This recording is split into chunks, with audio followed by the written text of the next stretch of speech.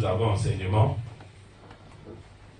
Et l'enseignement d'aujourd'hui, nous allons continuer avec le livre d'Apocalypse.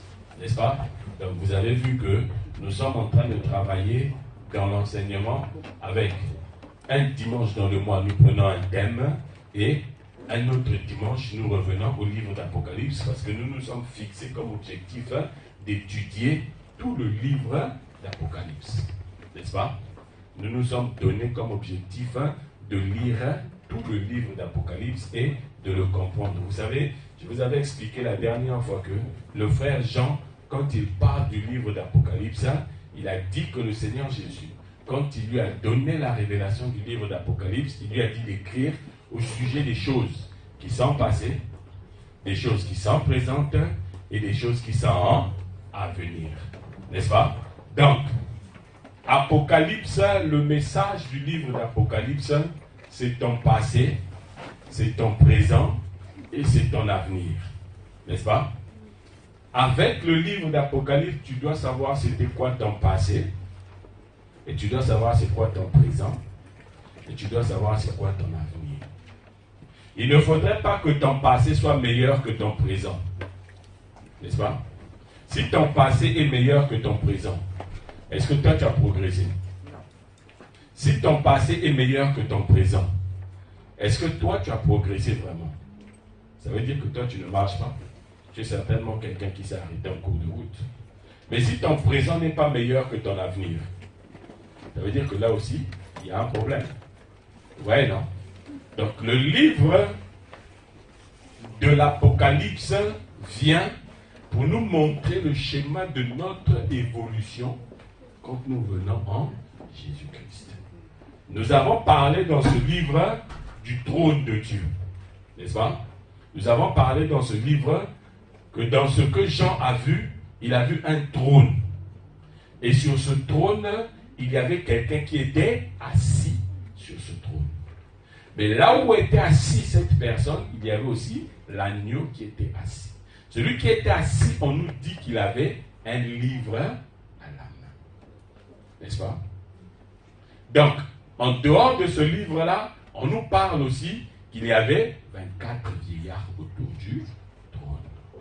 Mais ce matin, vous allez voir avec les Écritures que nous allons lire, sur le trône, il n'y a pas que celui qui a le livre à la main, il n'y a pas que l'agneau, et il n'y a pas aussi que les 24 vieillards. Amen. Hein? Nous allons prendre nos Bibles dans Apocalypse chapitre 4 du verset 6 au verset 8 et Actes des Apôtres chapitre 10 du verset 37 au verset 38. Nous lisons. Apocalypse chapitre 4 du verset 6 au verset 8. Je lis au nom de Jésus. Autour du trône, je vis 24 trônes. Non. Apocalypse chapitre 4 du verset 6 au verset 8. Moi, je vais commencer à lire à partir du verset 4. Ça, on a déjà fait ça. Verset 6. Il y avait encore devant le trône comme une mer de verre semblable à du cristal. Bon, ne vous laissez pas embrouiller par cette partie. Quand on dit une mer de verre semblable à du cristal, le cristal, c'est quoi? C'est une pierre précieuse, non? N'est-ce pas? Donc, on nous montre que devant le trône, il y avait une mer. Or, la mer, prophétiquement, elle symbolise les peuples, les nations. N'est-ce pas? Donc, ça veut dire que devant le trône, il y avait un peuple qui était précieux. Donc, vous connaissez ce peuple qui est précieux, n'est-ce pas? C'est ce peuple à qui Dieu a dit, celui qui vous touche, touche à quoi? À la prunelle de mes yeux. Donc, si vous avez identifié ce peuple-là, en réalité, sachez que dans cette écriture, on est en train de parler de ce peuple-là. D'accord? Bien. Donc, je ne vais pas trop m'attarder sur ça. Il y avait encore devant le trône, comme une mer de verre semblable à du cristal, au milieu du trône, donc vous avez vu, hein, on nous dit, au milieu du trône et autour du trône,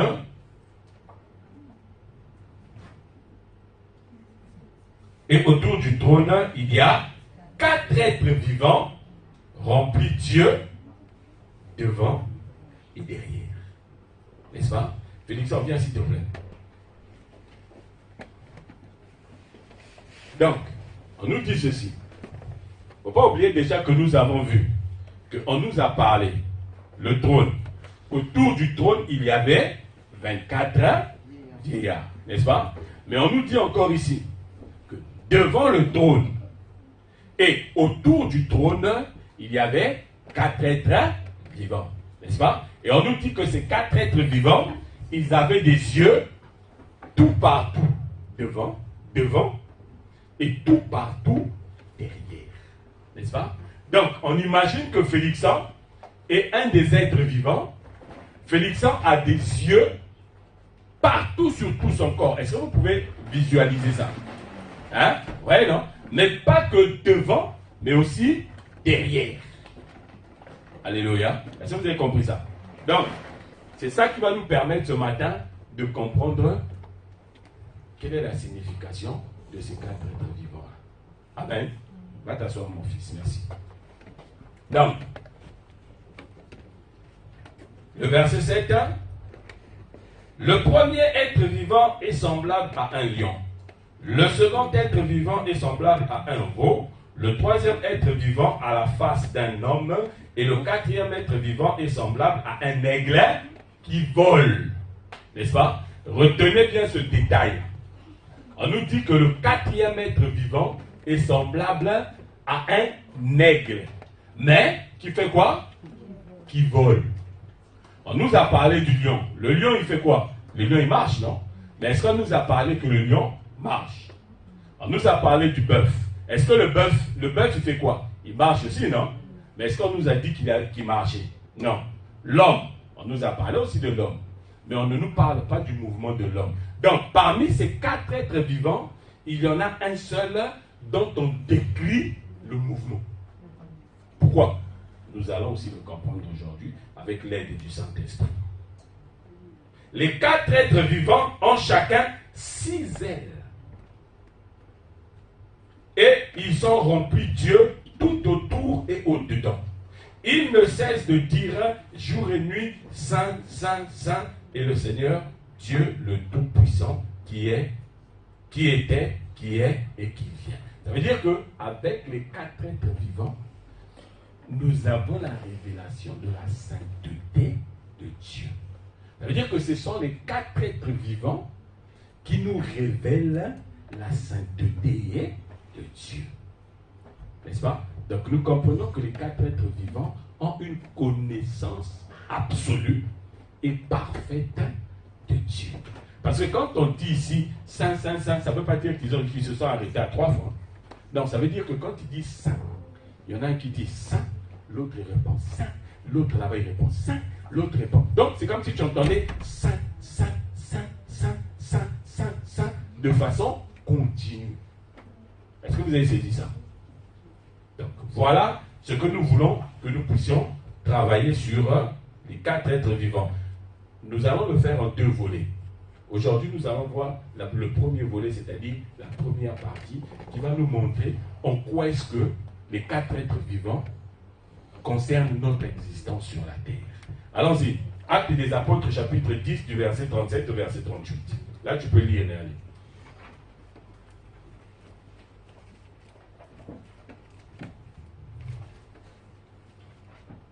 Vas-y. Écoutez bien ce que Néali va lire.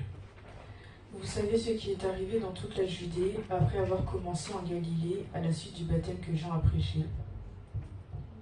Vous savez comment Dieu a oint du Saint-Esprit et de force Jésus de Nazareth, qui allait de lieu en lieu, faisant du bien et guérissant tous ceux qui étaient sous l'empire du diable, car Dieu était avec lui. Amen. Amen. Nous prions pour que le Saint-Esprit nous donne les explications aux Écritures. Seigneur, nous voulons nous abandonner entre tes mains ce matin et espérer, Papa, que tout ce que nous avons lu, que c'est toi qui donneras l'explication pour que ton nom puisse être gravé dans le cœur de tes enfants, car tu as dit qu'il n'y a sous le ciel aucun autre nom qui nous a été donné par lequel nous devrions être sauvés. Merci pour l'explication, Saint-Esprit, car nous avons vu que dans l'Ancienne Alliance, les Lévites qui lisaient distinctement les Écritures, ils ont donné ensuite l'explication derrière, et ton peuple avait compris, et il pouvait garder cette parole pour continuer à marcher avec toi. Que toute la gloire te revienne, Seigneur, pour tout ce que tu vas nous expliquer ce matin. Dans le nom de Jésus. Amen. Amen. Bien. C'est ce passage qui va nous permettre de comprendre pourquoi est-ce que nous avons les 4 êtres vivants autour du trône. On nous dit ici que Jésus avait été oint du Saint-Esprit et de force, et il faisait quoi? Il allait de lieu en lieu, faisant quoi? Faisant du bien aux hommes, et faisant quoi? Les guérissons de quoi? Les guérissons de l'empire du diable. L'empire d'une personne, c'est quoi? Non. Voilà. L'empire d'une personne, c'est son royaume. Ça veut dire que tous ceux qui sont dans son royaume, ce sont ses sujets. Ça veut dire qu'ils obéissent à celui qui est leur empereur. N'est-ce pas? Donc, on nous dit que Jésus a été oint de force et du Saint-Esprit et il allait de lieu en lieu, donc pour guérir, en gros, pour délivrer les gens de l'empereur, d'un empereur qui s'appelle le diable. Est-ce que tu as été délivré de cet empereur qui s'appelle le diable? Amen. Si tu as été délivré de cet empereur, sois béni. Est-ce que vous avez lu ça? Donc Jésus allait de lieu en lieu. Or, le mouvement de Jésus, vous devez comprendre que c'est un mouvement qui était contenu dans le livre que l'homme avait dans sa main quand il est assis sur le trône. Est-ce que vous avez compris ça? Pourquoi je vous dis ça? Regardez. Celui qui est assis sur le trône, c'est Dieu. N'est-ce pas? Et Dieu, l'écriture de la Bible dit ceci, car tous ont péché et sont privés de la gloire de Dieu. Mais avant qu'on ne nous dise ça, le Seigneur Jésus dans Jean chapitre 3, il a dit quoi? Car Dieu a tant aimé le monde. N'est-ce pas? Donc, l'amour de Dieu fait que là où tous ont péché et sont privés de la gloire de Dieu, et qui doivent mériter la mort, Dieu met en place ce qu'on appelle son amour. C'est-à-dire, son amour met en place quelque chose qui lui permet de ne pas donner aux pécheurs pour salaire la mort. N'est-ce pas? Alors, pour ne pas donner aux pécheurs le salaire qui s'appelle la mort, le Seigneur met quoi en place? Ce qu'on appelle un plan de la rédemption. Est-ce que vous avez compris ça? Donc ce matin, la première partie de ce message sur les 4 êtres vivants que vous devez retenir, c'est que ça nous parle du plan de la rédemption. Est-ce que vous savez ça? Dans la rédemption, il y a 2 aspects. Le premier aspect, c'est le rachat. Le deuxième aspect, c'est la justification. Regardez, dans tout ce que Dieu fait avec le peuple, avec les hommes, il le met toujours dans un livre. Si vous allez lire Juge, chapitre, on va lire ça derrière. Josué, chapitre 18, du verset 3 au verset 4, et après tu vas sauter, tu vas lire le verset 9. Vas-y, Néa. Josué dit aux enfants d'Israël, jusqu'à quand négligerez-vous de prendre possession du pays que l'Éternel, le Dieu de vos pères, vous a donné? Arrête-toi là. Ça veut dire que Dieu avait donné un territoire au peuple d'Israël, n'est-ce pas? Mais le peuple d'Israël, il a fait quoi? Il a négligé de prendre possession de la promesse de Dieu. Ça veut dire que Dieu, quand il sort une promesse dans ta vie, il y a des moments où tu peux négliger cette promesse-là. Est-ce que vous savez ça?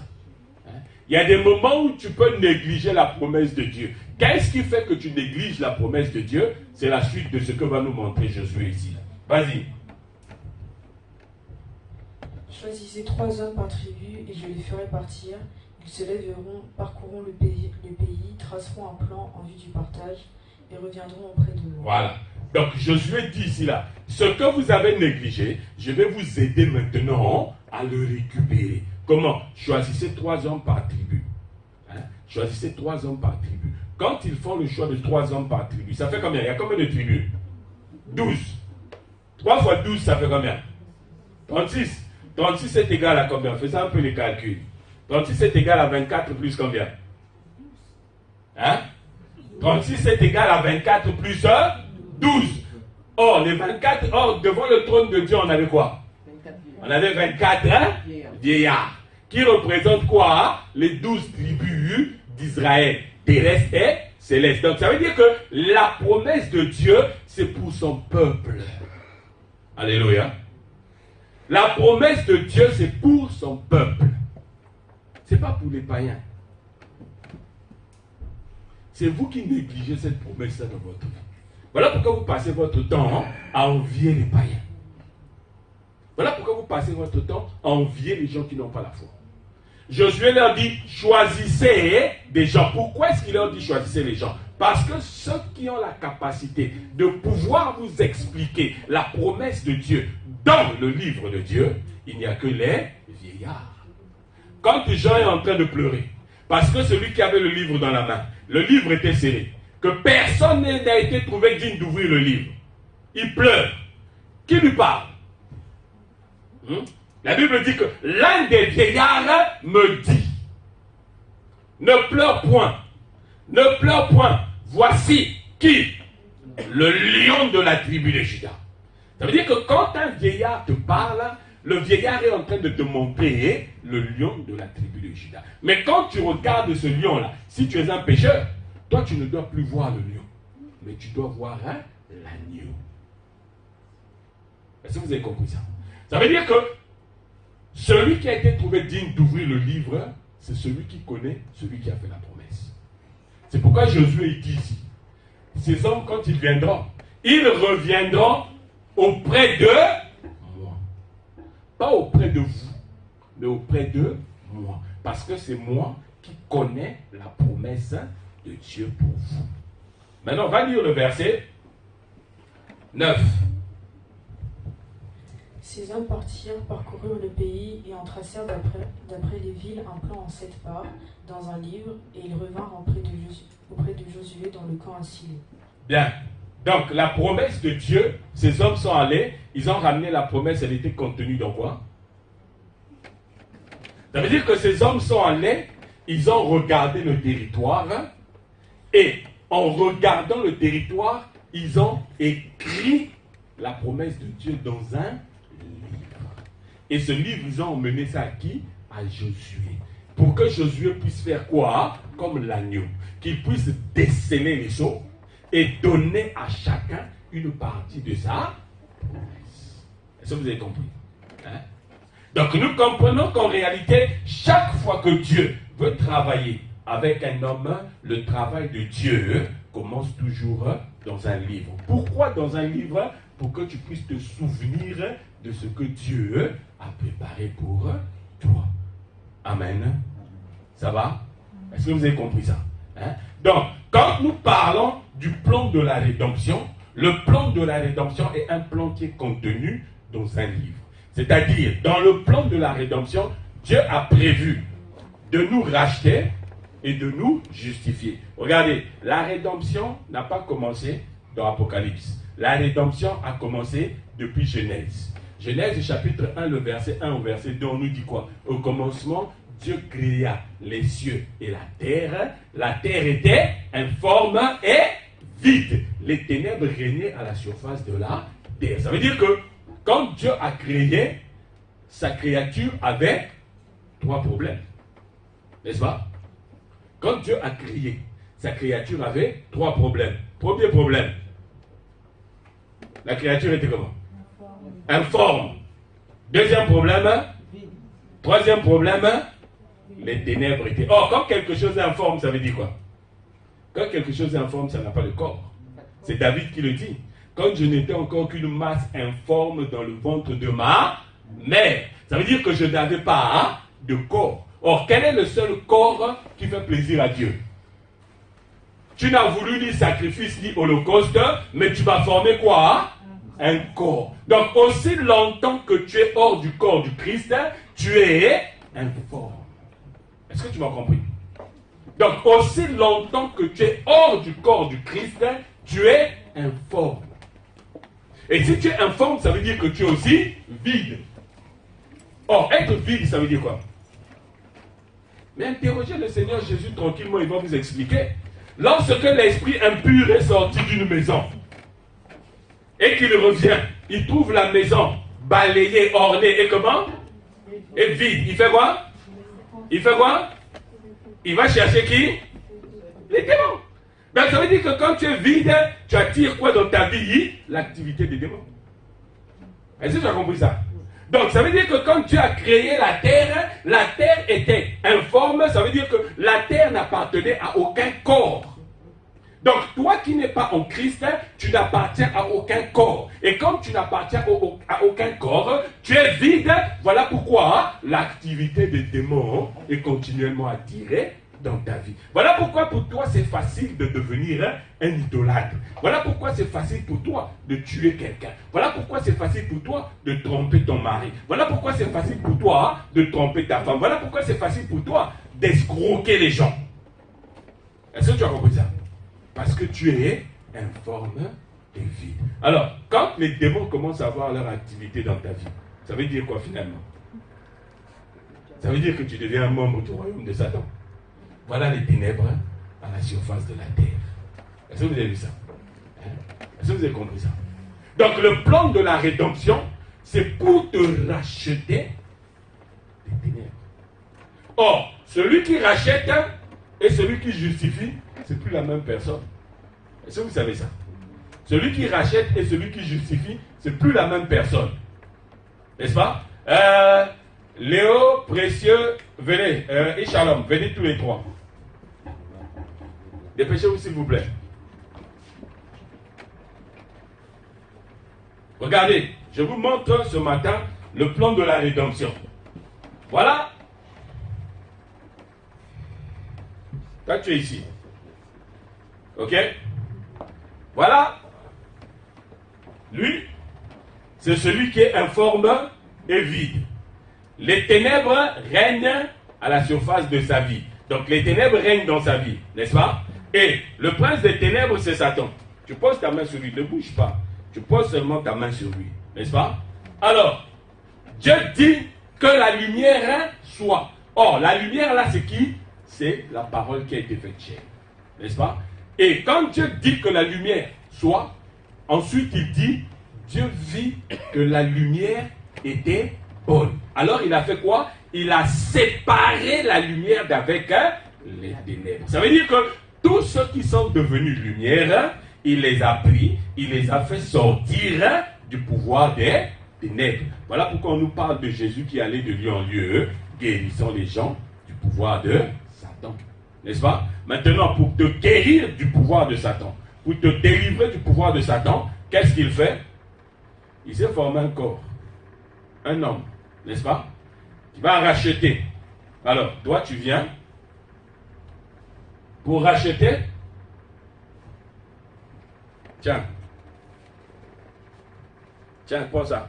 Pour acheter quelqu'un, il faut quoi? Il faut un prix, non? N'est-ce pas? Il faut de l'argent, n'est-ce pas? Toi, tu vas venir.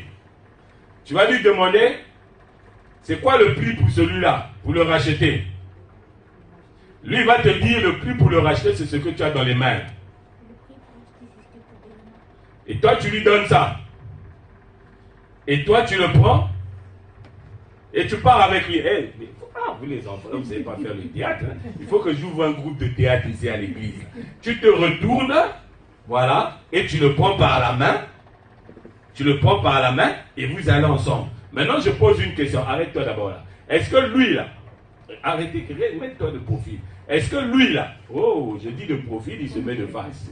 Voilà, mets-toi de profil à moi. Est-ce que lui là, hein, qui a racheté, est-ce que c'est le même quand il était venu? Je pose la question. Est-ce que c'était le même? Est-ce que c'est le même? Non? C'est pas le même? Quand il est venu, il avait quoi dans les mains? Ah! Voyez-vous? Quand il est venu, il avait quelque chose dans les mains.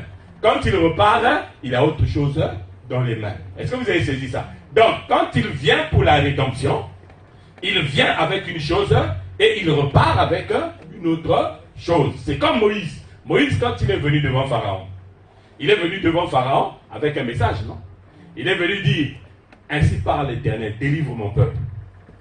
Pharaon a refusé. Moïse a fait quoi? Moïse a balancé beaucoup de miracles dans la vie en Égypte, n'est-ce pas? On a eu les plaies, on a eu les grêles, on a eu... Même le premier-né de chaque famille est mort. Et une fois que le peuple a été délivré, Le peuple est parti avec Moïse, non? Est-ce que quand le peuple est parti avec Moïse, Moïse a continué à leur balancer des fléaux, des trucs comme ça là? Vous avez vu? Donc c'était plus le même Moïse. Pourquoi? Parce que celui qui délivre et celui qui accompagne, ce n'est pas la même personne. Le plan de la rédemption commence quand tu es acheté. C'est simple. Vous avez l'habitude de regarder. Qui a déjà regardé le film de Kunta Kinte ici? Hein? Qui connaît ce film-là? On vend des esclaves. Quand on vendait des esclaves, quand tu avais besoin de délivrer un esclave, quand tu venais acheter l'esclave et quand tu repartais avec l'esclave, tu n'étais pas la même personne. Parce que quand tu venais acheter l'esclave, on te voyait comme un marchand d'esclaves. Mais quand tu achètes l'esclave, que tu pars avec l'esclave à qui tu donnes la liberté, tu n'es plus considéré comme un marchand d'esclaves. Est-ce que vous avez compris ça? Est-ce que vous avez compris? Hein? Vous avez vu, non? Donc, le plan de la rédemption, d'abord racheter, et ensuite, quand tu marches, on te justifie. C'est pourquoi on vous parle de Moïse, qui était un homme fort patient. Il marche avec le peuple déconne. Dieu dit quoi à Moïse?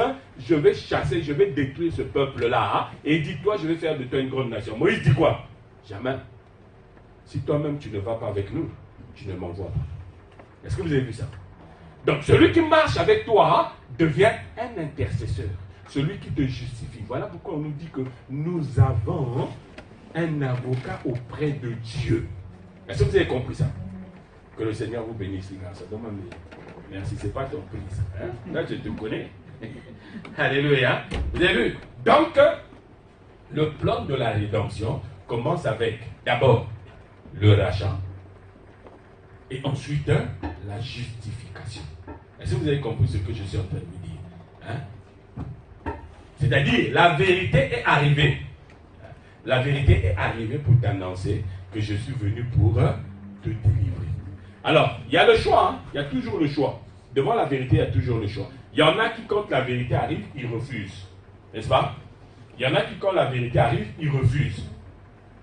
Et ceux-là, je n'aime pas trop ce mot, mais je suis obligé d'utiliser ce mot. Ça veut dire que ce sont des gens qui sont prédestinés à l'enfer. Est-ce que vous avez compris ça? Ce sont des gens qui sont prédestinés à l'enfer. Je n'aime pas trop le mot prédestiné là. Mais en réalité, la prédestination ne dépend pas de Dieu, mais la prédestination dépend de toi. Est-ce que vous avez vu? La prédestination dépend de toi.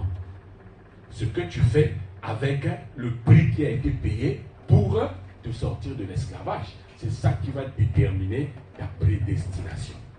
Est-ce que vous avez compris ça? Hein?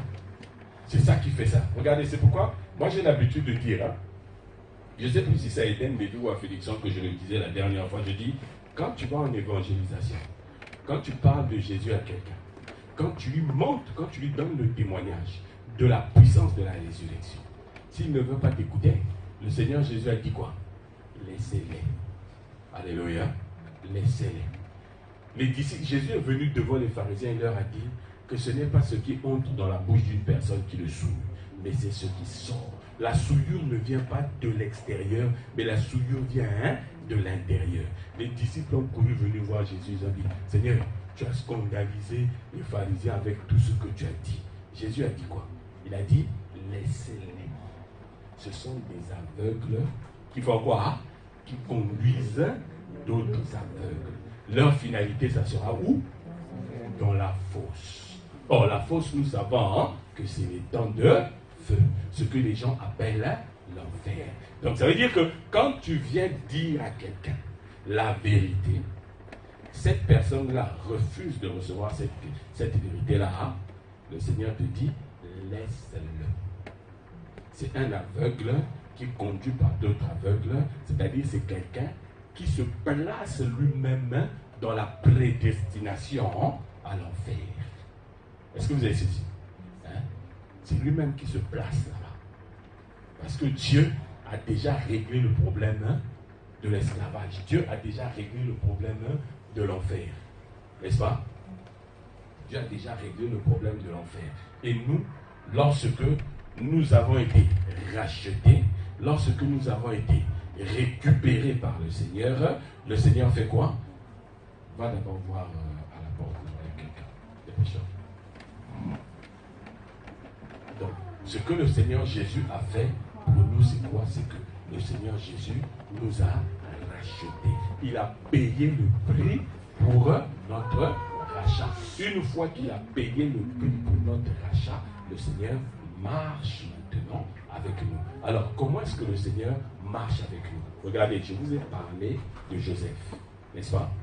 Je vous ai beaucoup parlé de Joseph ici. Joseph s'est réconcilié avec ses frères. Est-ce que vous êtes d'accord avec moi? Joseph s'est réconcilié avec ses frères. Quand Joseph se réconcilie avec ses frères, la première chose qu'il fait, c'est quoi? Il leur donne à chacun un vêtement. C'est-à-dire, pour votre marche, je vous donne le vêtement. Ça veut dire que je vous donne le résultat du prix que j'ai payé pour que vous ne puissiez plus être esclave de ce que vous avez fait quand vous avez vendu votre frère. Est-ce que vous avez vu ça? Il y a des gens, quand tu as fait quelque chose, il y a des choses que tu as fait depuis 1840. Ça là, ça continue encore à te bouffer aujourd'hui. Voilà pourquoi tu as des maux d'estomac. Voilà pourquoi tu fais des cauchemars. Mais ce matin, je viens te dire que si le plan de la rédemption a pris place dans ta vie, Jésus-Christ a enlevé ce vêtement de cauchemar-là. Jésus-Christ a enlevé ce vêtement des maux d'estomac. Il t'a donné un autre vêtement pour que tu marches. Est-ce que vous avez compris ça? Hein? Il leur donne un vêtement. Ensuite, pour qu'ils puissent marcher, il leur a donné quoi? Il leur a donné Benjamin. N'est-ce pas? Pourquoi il leur a donné Benjamin? Parce que Benjamin, nous avons dit que c'est l'équivalent du dernier Adam. Parce qu'après Benjamin, parmi les enfants, est-ce qu'il y a encore d'autres enfants de Jacob? Non. Dès que Benjamin est arrivé, toutes les femmes ont cessé de mettre au monde. Donc Benjamin, c'est l'image du dernier Adam. Or, le dernier Adam pour nous dans les Écritures de la Bible, c'est qui? C'est Jésus. Donc nous comprenons qu'une fois que tu es entré dans la rédemption, la première chose que Jésus fait, c'est qu'il te rachète avec un vêtement. Parce qu'un esclave, quand on le rachetait et qu'on lui donnait sa liberté, la première chose qu'on faisait, c'était quoi? On lui enlevait d'abord ses anciens vêtements. C'est pas ça. Quand tu es esclave de tout ce qui est en train de te détruire dans ta vie, là, la première chose que le Seigneur fait, c'est qu'il t'enlève l'ancien vêtement, il te donne un nouveau vêtement. Et une fois que tu as pris le nouveau vêtement, là, tu marches maintenant avec lui. Et quand tu marches avec lui, en réalité, tu es en train de marcher avec Benjamin. Or, quand tu marches avec Benjamin, qu'est-ce qui se passe? Joseph, il a fait quoi? Nous avons vu la dernière fois, il a donné 5 vêtements à Benjamin. N'est-ce pas? En plus de 300. Alors, les 5 vêtements, nous avons compris en réalité, ce sont les 5 ministères. Est-ce que vous avez vu ça? Or, les 5 ministères sont portés par qui? Par Jésus lui-même. Donc, ça veut dire que quand nous marchons dans la rédemption avec Jésus, nous marchons avec quelqu'un qui est en même temps un apôtre, en même temps un docteur, en même temps un prophète, en même temps un pasteur, en même temps un évangéliste. Donc, quand il arrive dans un endroit, il veut que tu fasses le travail d'apôtre. Il va enlever son vêtement de pasteur, il met celui d'apôtre et il fait avec toi le travail d'apôtre. Est-ce que tu m'as compris? Voilà pourquoi tu deviens un don pour l'Église. Est-ce que tu m'as saisi? Hein? Or, quand quelqu'un est dans le ministère, il travaille avec quoi? Actes des apôtres, chapitre 6, il dit quoi là-bas? Les apôtres disent quoi quand il y a les infiltrés? Hein? Parce qu'à une certaine époque dans l'église primitive, il y a eu des gens qui se sont infiltrés. Des gens, ils sont venus. On nous dit que tous ceux qui mettaient ensemble, ils mettaient tout ensemble et ils se partageaient. Mais certains avaient constaté que on maltraitait leurs veuves. C'est comme quand vous allez au fête, hein, qui est déjà allé à un mariage. Tu arrives à un mariage, la personne qui est en train de servir les gens, elle le fait parfois en fonction des faciès. N'est-ce pas? Quand tu arrives, si elle te connaît, ah, Salem, tu es là. Tu veux que j'ajoute encore, même encore 2 morceaux de manioc. Non, ajoute-moi encore 2 morceaux. Ah, Salem, si tu manges le goût, hein? Et le pandou aussi. Le riz aussi. Le poisson salé. Et ça, vous n'avez jamais vu ça? Parce qu'il connaît Salem. Dès qu'il va voir que c'est maman Coco qui vient, elle déteste maman Coco. Elle va venir, mets-moi 2 morceaux de... Tu prends un. Oh, mais non. Tu n'as pas mangé chez toi avant de venir. Et pourquoi vous faites à manger si vous voulez que les gens mangent chez eux avant de venir? Donc c'était cet esprit qui avait dans l'église primitive. Quand elle voit une veuve qui arrive, ça c'est encore... Est-ce qu'elle est même veuve? Est-ce que vous avez vu ça? Les apôtres ont compris que si on continue comme ça, ça va nous porter préjudice. Ils ont dit, choisissez 7 personnes que nous allons mettre pour s'occuper de ça. Donc des gens qui ne vont pas traiter les autres avec égard à la personne, mais des gens qui ont un cœur sincère, un cœur pur, n'est-ce pas? Et ils disent, nous allons continuer à nous occuper de quoi? Du ministère de la parole. Ça veut dire que quand tu as été racheté, Jésus-Christ qui marche avec toi comme Benjamin, il marche avec toi avec le ministère de la parole. Alléluia. Il marche avec toi avec le ministère de la parole. Alors quand il marche avec toi avec le ministère de la parole, derrière il a quoi? Il a 300 cycles. Les 300 cycles là, ça te fait 3 fois 100. N'est-ce pas? Donc ça veut dire qu'il y a 3 et il y a 100. 100 c'est la plénitude. N'est-ce pas? 100 c'est la plénitude. Or quand nous regardons ces 3 choses-là, nous arrivons à la conclusion. Nerly, mets-moi un peu l'image que je t'ai envoyée.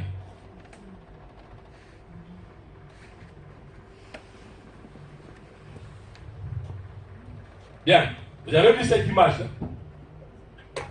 Regardez, en réalité, la vraie disposition telle que Jean avait vue, c'est celle-là. On a ici là un trône au milieu, et tout autour, on a les 24 vieillards, n'est-ce pas? Et on nous dit encore que autour du trône, il y a 4 êtres vivants. Ça veut dire que les 4 êtres vivants étaient situés où? Ils étaient situés entre les 24 vieillards et le trône. N'est-ce pas? Est-ce qu'on est d'accord? C'est pourquoi j'ai mis aussi cette image-là. Vous voyez, ici on a le trône, ici on a l'agneau sur le trône, et ici on a les 4 êtres vivants. Donc les 4 êtres vivants, ils sont là. Vous avez vu, non? Ici, c'est quoi ça? Le lion, ici le bœuf, ici l'homme, et ici, et vous allez remarquer vous-même que ici, là, ils ont, je ne sais pas pourquoi ils ont fait ça. Bon, moi, je comprends pourquoi ils ont déployé les ailes du lion. Moi, je comprends. Hein? Mais je vous expliquerai ça plus tard. Mais le seul animal, normalement, qui devrait avoir les ailes déployées, c'est l'aigle. N'est-ce pas? Est-ce que vous avez compris ça? Parce qu'on nous a dit que l'aigle, il vole. Or, un aigle qui vole, il a les ailes déployées. C'est un oiseau qui a les ailes qui sont ouvertes. N'est-ce pas? Est-ce que vous avez vu? Donc, on nous dit donc que ces 4 êtres vivants-là sont situés entre le trône et les 24 vieillards. N'est-ce pas? Donc en réalité, les 4 êtres vivants, revenez encore ici s'il vous plaît, vous 3 là. Je vais encore vous montrer à quoi correspondent ces 4 êtres vivants là.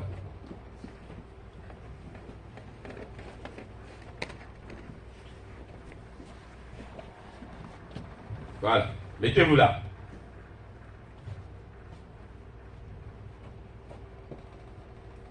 N'est-ce pas? Regardez. Lui et lui, ils sont en conflit. N'est-ce pas? Lui et lui, ils sont en conflit.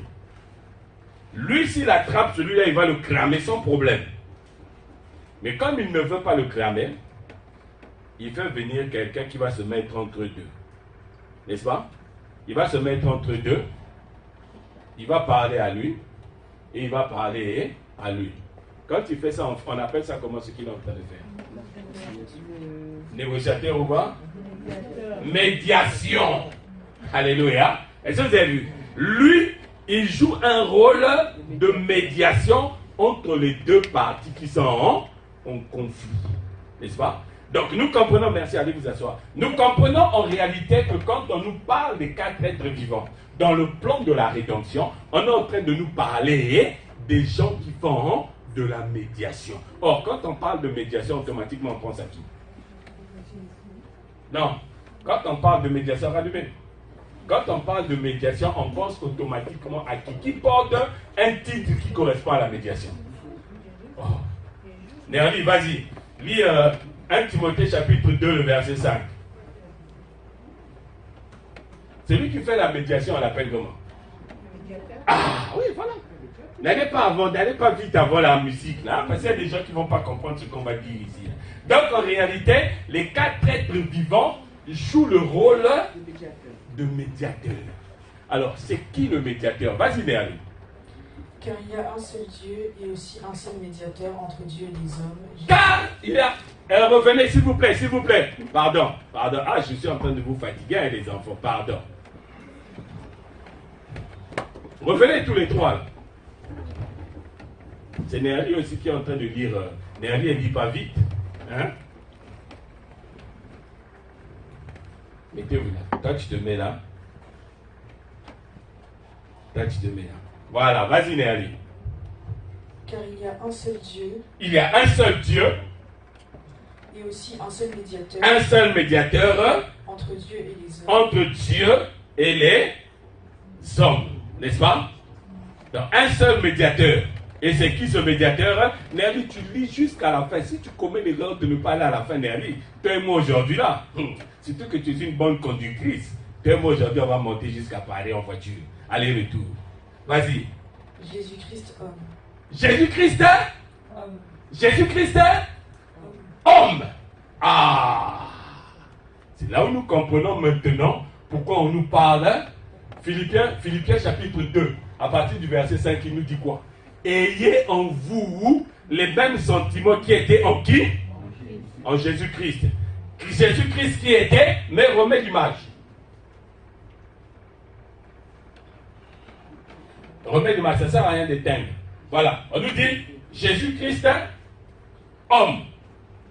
Dans Philippiens, on nous dit quoi? Ayez en vous les sentiments qui étaient en Jésus-Christ, lequel n'a pas regardé comme une proie à arracher. C'est qui fait le travail? C'est qui s'intéresse au proie ici? Quand on parle de proie, on pense tout de suite à qui? Non. Il n'a pas regardé comme une proie à arracher, à être. N'a pas regardé comme une proie. Alléluia. Voilà. N'a pas regardé comme une proie à arracher, à se présenter. Lui là, il n'a pas regardé comme un avantage à se présenter auprès de celui-là comme un médiateur qui est Dieu. N'est-ce pas? Mais il a fait quoi? Il s'est humilié. Il s'est humilié pourquoi? En faisant quoi? En paraissant comme un simple serviteur d'abord. En paraissant comme étant un simple serviteur. Le bœuf, hein? Comme un homme. Il s'est humilié comme un homme. Est-ce que vous avez vu ça? Lisez bien Philippiens chapitre 2. Là. On vous parle là-bas de Dieu, l'aigle, de celui qui s'intéresse au proie, le lion, n'est-ce pas? On vous parle du serviteur et on vous parle de l'homme. Est-ce que vous avez compris ça? Nous comprenons qu'en réalité, les 4 êtres vivants représentent Jésus-Christ, celui qui a le ministère de la parole, qui vient pour servir de médiateur entre Dieu. Il faut bien faire attention à la chronologie. Il dit entre Dieu et les hommes. Amen. Ça veut dire que Jésus prend ce qui est de Dieu, il emmène ça aux hommes pour que les hommes soient réconciliés avec Dieu. Ça veut dire que les 4 êtres vivants dans le plan de la rédemption, c'est Jésus-Christ qui travaille avec le ministère de la parole pour nous accompagner tout au long de notre marche dans le Seigneur. Merci à vous, vous pouvez aller. C'est la dernière fois. Amen. Est-ce que vous avez compris ça? Ça veut dire que quand on dit un seul médiateur, moi, je suis de ceux qui croient qu'il y a plusieurs médiateurs. Alléluia. Amen. Moi, je crois qu'il y a plusieurs médiateurs. Simon Kimbangu, c'est un médiateur. Alléluia. Mais pas dans la rédemption de Dieu. Pas dans le plan de la rédemption de Dieu. Est-ce que vous avez vu ça? Donc, si tu considères Simon Kimbangu comme, mettons, un médiateur pour pour toi, ça veut dire qu'il y a une autre rédemption qui te concerne. Mais la rédemption dont nous sommes en train de te parler ce matin, la rédemption qui fait que Dieu te rachète, dans cette rédemption-là, il n'y a qu'un seul médiateur, c'est Jésus-Christ. Est-ce que vous avez compris ça? Est-ce que vous m'avez compris? Il n'y a qu'un seul médiateur. Moi, je crois que William Branham, c'est un médiateur. Moi, je crois ça. C'est un médiateur. Mais pas dans le plan de la rédemption de Dieu. La Vierge Marie, c'est une médiatrice, je le crois. Mais pas dans le plan de la rédemption de Dieu. Mahomet, c'est un médiateur. Mais pas dans le plan de la rédemption de Dieu. Alléluia. Amen. Parce que nous avons vu ce matin, on nous a dit que dans le plan de la rédemption de Dieu, c'est-à-dire pour mettre fin à l'informe qu'il y a dans ta vie, pour mettre fin au vide qu'il y a dans ta vie, pour mettre fin aux ténèbres qui règnent dans ta vie, il n'y a qu'un seul médiateur, c'est qui? C'est Jésus-Christ. Voilà pourquoi, devant le trône, on nous montre Jésus-Christ comme étant l'homme qui a l'apparence des 4 êtres vivants. Alléluia. Amen. Alléluia. Amen. Donc quand tu as la connaissance des 4 êtres vivants, là je vais m'asseoir un peu parce que là j'en peux plus. Que Dieu vous bénisse. Amen. Amen. Amen. Donc, dans la connaissance des 4 êtres vivants, ce que tu dois retenir, c'est que dans le plan de la rédemption, Dieu n'a pas prévu un autre médiateur. Dans le plan de la rédemption de celui qui a fait le ciel et la terre, il n'a pas prévu un autre médiateur. Si tu as un autre médiateur, gloire à Dieu pour toi. N'est-ce pas? Mais moi, je te parle maintenant du médiateur, de l'unique médiateur qui est à la base du plan de Dieu. Vous savez que le médiateur, vous savez que quand on rachète un esclave, il y a 2 possibilités, non? Hein? Tu peux racheter un esclave pour le rendre libre, mais tu peux aussi racheter un esclave pour continuer à l'utiliser comme esclave. Est-ce que vous avez vu ça? Donc il y a des plans de rédemption qui font de vous, non pas des hommes libres, mais des hommes esclaves. N'est-ce pas? Est-ce que vous saisissez ça? Donc faisons attention. Le seul plan de la rédemption que Dieu a prévu, c'est-à-dire quand tu as la Bible en main, le seul plan de rédemption prévu par le Seigneur, dedans, il n'y a qu'un seul médiateur, c'est Jésus-Christ et homme. C'est-à-dire le Jésus-Christ de Philippiens chapitre 2, à partir du verset 5. Parce qu'il y a des Jésus-Christ qui sont Dieu sur la terre. Or, Jésus-Christ sur la terre, il est d'abord homme. Il faut d'abord le voir homme. Amen. Amen. Est-ce que vous avez saisi ça? Donc, quand quelqu'un ne veut pas de ce plan de la rédemption, le Seigneur Jésus nous dit, laissez-le. Vous savez, quand le laissez-le de Jésus, quand ça résonne dans ton cœur, vous savez, moi je me suis converti à cause du laissez-le là, n'est-ce pas? La première fois qu'on m'a prêché sur les événements des temps de la fin, c'est-à-dire quand Jésus va venir, j'ai entendu le message. Je me suis dit, ici, là, si j'endurcis mon cœur, je vais entendre, laissez-le. Je vais être un aveugle qui va continuer à être conduit par un aveugle. Je vais me retrouver là où le gars, là, il a expliqué qu'il y aura des pleurs et des grincements des dents. Quand il a commencé à chanter, tel que je suis sans rien à moi, sinon ton sang versé sur moi, etc., etc. Je viens. Dès qu'il a fini par dire je viens, je me suis mis debout. Il était même surpris, ce pasteur.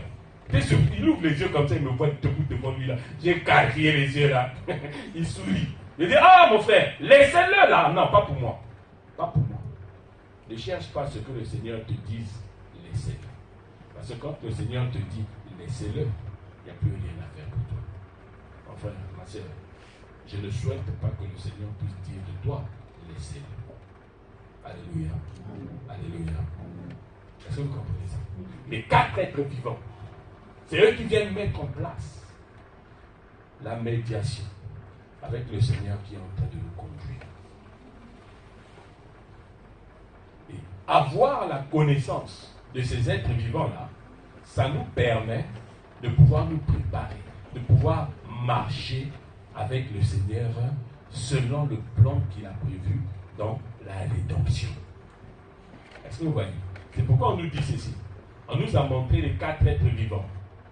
Ils avaient des ailes, non? N'est-ce pas? Les ailes, c'est fait pour quoi? C'est pour voler. Or, dans Genèse chapitre 1, je crois le verset 24 ou verset 25, Dieu dit quoi? Que les oiseaux volent. N'est-ce pas? Et le frère Paul aux Thessaloniciens, il leur dit quoi? Que à un signal donné au son de la trompette, à la voix de l'archange, les morts en Christ ressusciteront, nous les vivants, nous serons transformés, et nous ferons quoi? Et nous ferons quoi? Nous irons à la rencontre du Seigneur. Où? Comment on fait pour aller dans les airs? Pour voler, il te faut quoi? Il te faut des ailes. Et vous avez compris pourquoi est-ce que ces 4 êtres vivants-là, ils ont des ailes. C'est pourquoi on vous a dit quoi? On vous a dit que...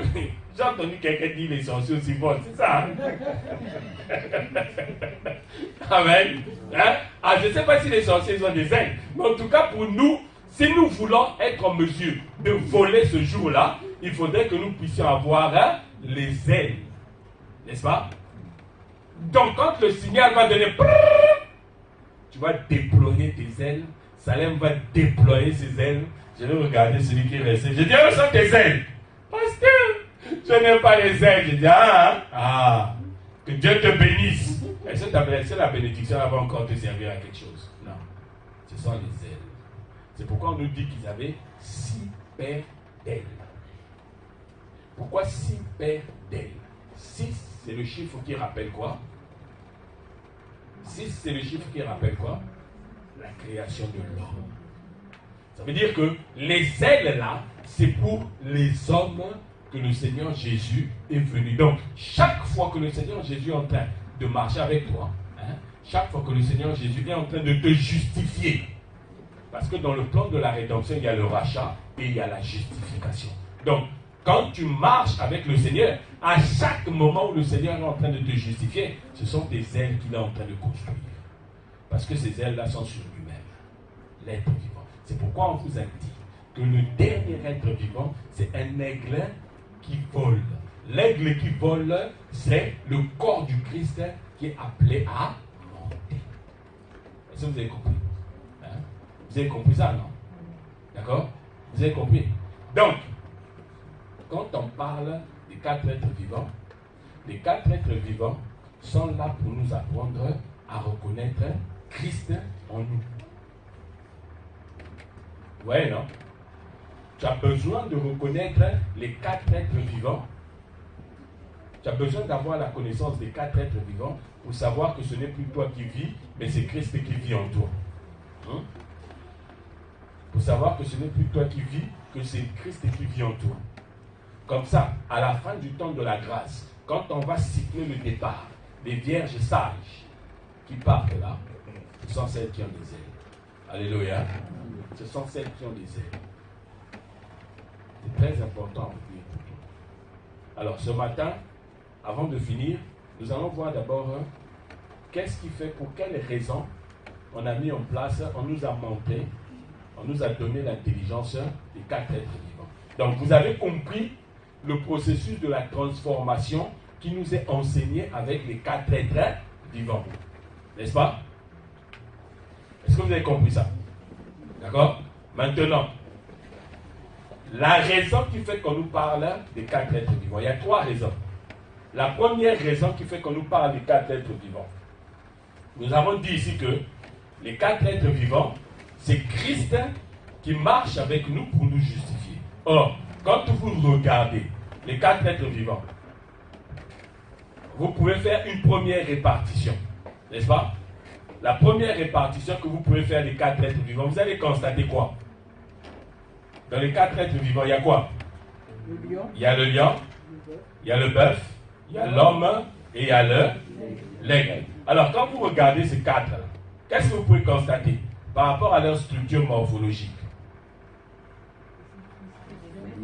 À part les ailes, je vous ai expliqué que c'est pour nous qu'il a ces ailes. Vous constatez quoi?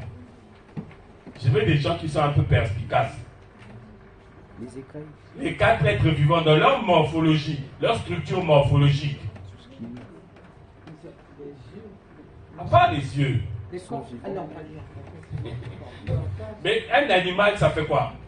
Ça se met en mouvement, non? N'est-ce pas? Alors, quand ils se mettent en mouvement, ces 4 là, est-ce qu'ils se mettent en mouvement de la même manière? Le lion, il se met en mouvement à l'aide de quoi? La vie. Le bœuf, il se met en mouvement à l'aide de quoi? L'homme se met en mouvement à l'aide de quoi? L'aigle, s'il ne vole pas, il se met en mouvement sur la terre à l'aide de quoi? Il en a combien? 2. L'homme en a combien? 2. Le lion en a combien? 4. Le bœuf en a combien? 4. Donc nous comprenons que nous pouvons faire un premier classement. C'est-à-dire parmi les 4 êtres vivants, il y en a 2 qui ont 2 membres pour le mouvement sur la terre, et il y en a 2 qui ont 4 membres pour le mouvement sur la terre. Est-ce que vous avez compris ça? Ça veut dire que quand tu marches avec le Seigneur Jésus a un aspect où il a 2 membres qui lui servent de mouvement avec toi pendant que tu marches, et il a 4 membres qui lui servent aussi de mouvement pendant qu'il est en train de marcher avec toi. N'est-ce pas? Maintenant, quand le Seigneur Jésus marche avec toi, avec 2 membres, ça veut dire que c'est un fondement. Ça veut dire que quand tu es en Christ, pour marcher avec Jésus, il y a un fondement qui a 2 parties. C'est quoi ce fondement-là? C'est quoi ce fondement? 1 Pierre chapitre 1.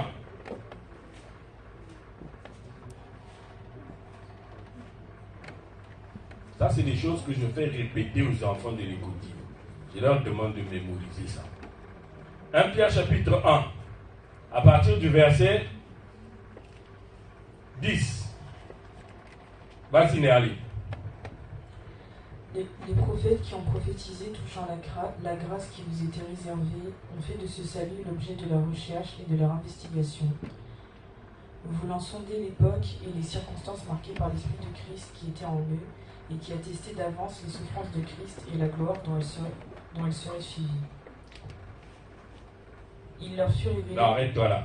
Reviens un peu au verset, reviens encore au verset 11. Écoutez bien.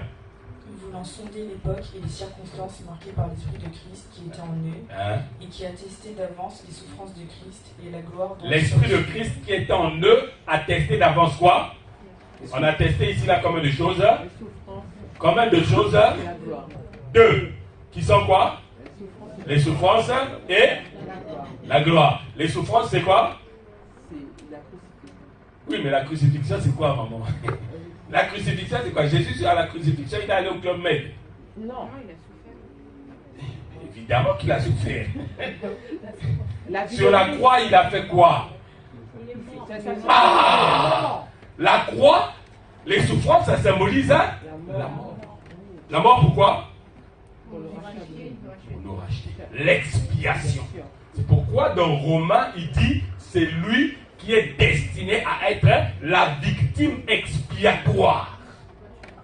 Ça veut dire que quand tu marches avec Jésus-Christ, le premier fondement de l'œuvre de Dieu dans ta vie, ce sont les souffrances de Jésus. C'est la mort de Jésus. Voilà pourquoi il dit, si vous êtes mort avec lui, vous êtes aussi enseveli avec lui. Voilà comment tu es délivré. Tu es enseveli. La mort. Ensuite, il dit, après les souffrances, la gloire. La gloire, c'est quoi? La résurrection. Voilà. La résurrection. Donc, quand tu marches avec Jésus-Christ, il n'y a que 2 fondements. Voilà pourquoi Jésus est l'unique médiateur.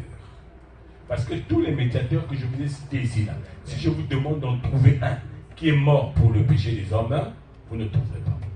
N'est-ce pas? Si je vous demande d'en trouver un qui est ressuscité aussi, vous n'allez pas trouver.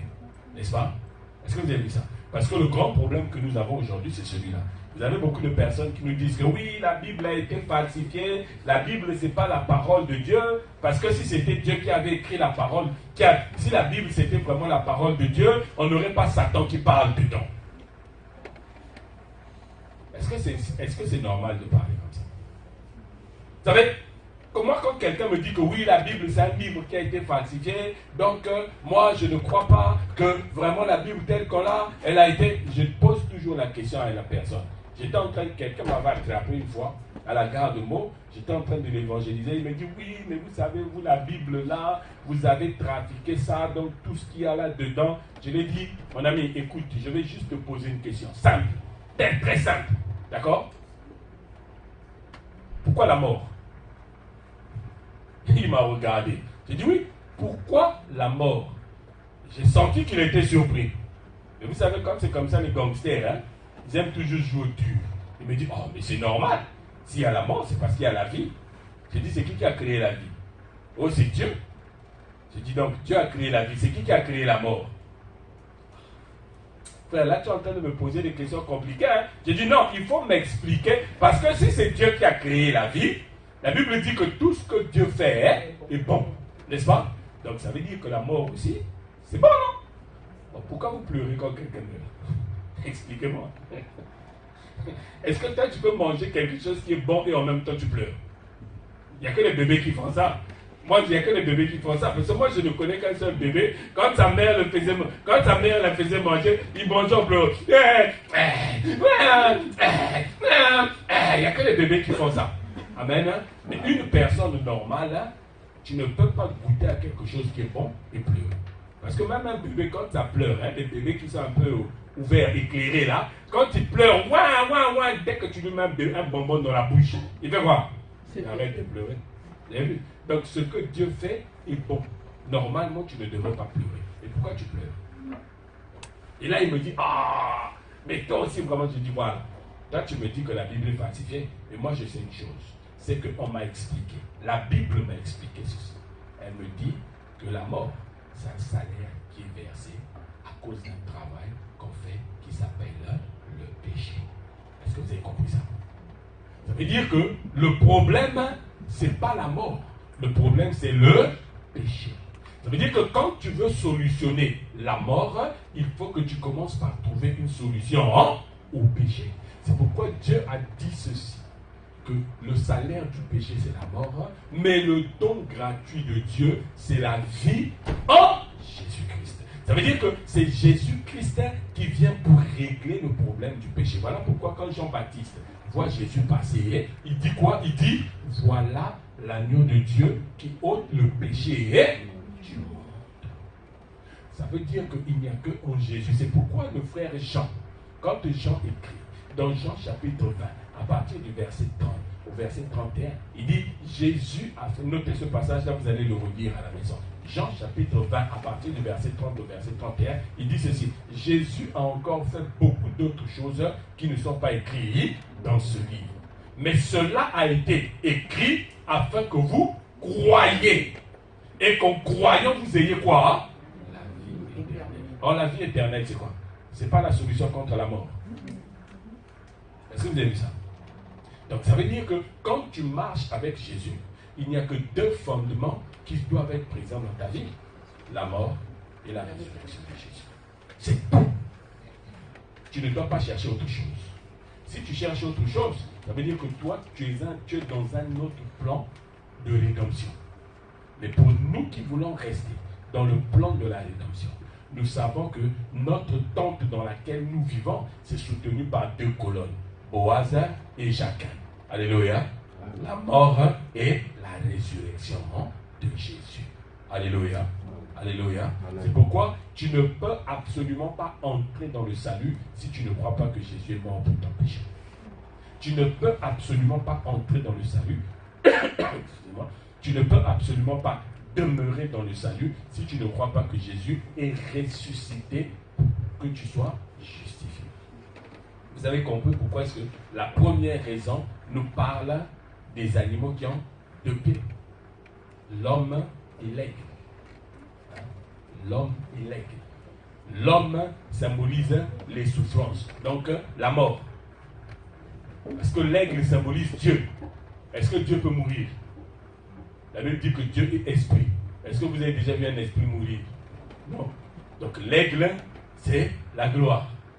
L'homme, c'est les souffrances. Et ensuite, la deuxième catégorie, on nous dit quoi? La deuxième catégorie, on nous dit des animaux qui ont 4 pattes. N'est-ce pas? La deuxième catégorie, on nous dit des animaux qui ont 4 pattes.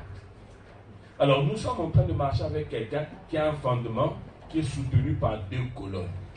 Mais en même temps, il y a aussi 4 éléments qui nous accompagnent. Pourquoi ces 4 éléments? Est-ce que quelqu'un a une idée? Est-ce que quelqu'un a une idée? Est-ce que quelqu'un a une idée pourquoi ces 4 éléments? 1 Corinthiens chapitre 14, verset 11. C'est dans le ministère de la parole qu'il y a les souffrances et la gloire de Jésus, non? N'est-ce pas?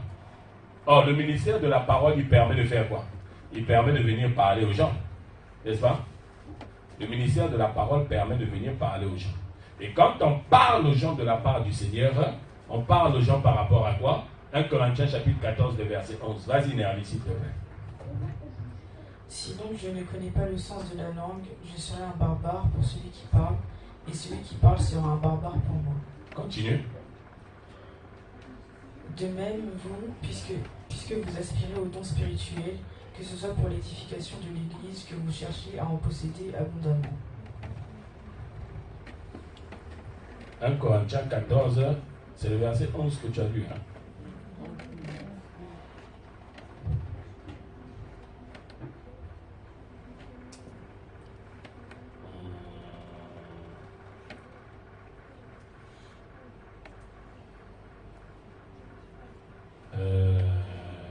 On va lire 1 Corinthiens chapitre toujours 14, mais tu vas prendre le verset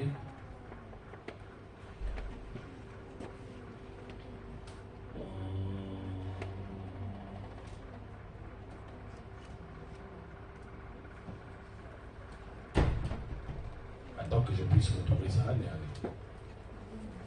Nous sommes dans 1 Corinthiens chapitre 14.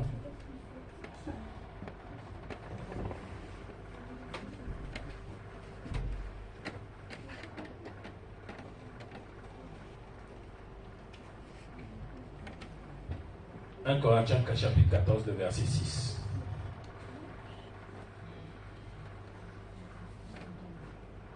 Vas-y. Et maintenant, frères, de quelle utilité vous serais-je si je venais à vous parlant en langue, et si je ne vous parlais pas par révélation, ou par connaissance, ou par prophétie, ou par doctrine? Amen. Amen. Et maintenant, frère, de quelle utilité vous serais-je si je venais avec le ministère de la parole?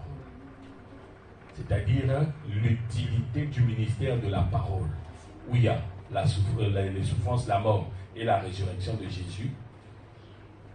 Il y a 4 personnes qui t'en parlent, n'est-ce pas? Il y a 4, non? Il a dit quoi ici là? Si je venais à vous parlant en langue ici, je ne vous parle pas par. Vas-y, Néerly, commence à énumérer. Révélation. Connaissance. Prophétie. Vous avez vu les 4 pattes, non? Les 4 êtres vivants. Du deuxième groupe. Les 4 membres qui leur permettent de se mettre en mouvement. La révélation, c'est pour te transformer. Psaume 119, verset 130. Il dit, la révélation de tes paroles est claire.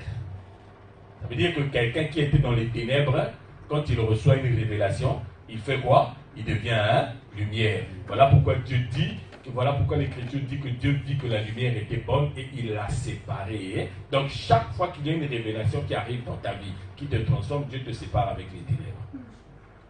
Mais quand la révélation ne produit rien en toi, ça veut dire que tu es encore dans les ténèbres. Dieu n'a encore rien trouvé de bon en toi. Prions pour que le Seigneur trouve quelque chose de bon en toi. Ensuite, on dit, si je venais à vous, ne parlons pas par connaissance. Hein? Or, la connaissance, c'est pourquoi? Osée dit quoi? Osée 4, 6. Mon peuple, et comment? Mon peuple est? Mon peuple est détruit. Par manque de connaissance. N'est-ce pas? Donc la connaissance, or ce qui est détruit, c'est comment? C'est fragile, non? N'est-ce pas? Si j'appelle un des petits là-bas qui était ici, là, je l'appelle de détruire ça. Est-ce qu'il pourra détruire ça facilement? Mais si j'appelle Félixon, je dis à Félixon, détruis-moi ça. Vous allez même avoir pitié du pupitre. Pourquoi? Parce que Félixon est fort. Ça veut dire que la connaissance te rend fort. N'est-ce pas?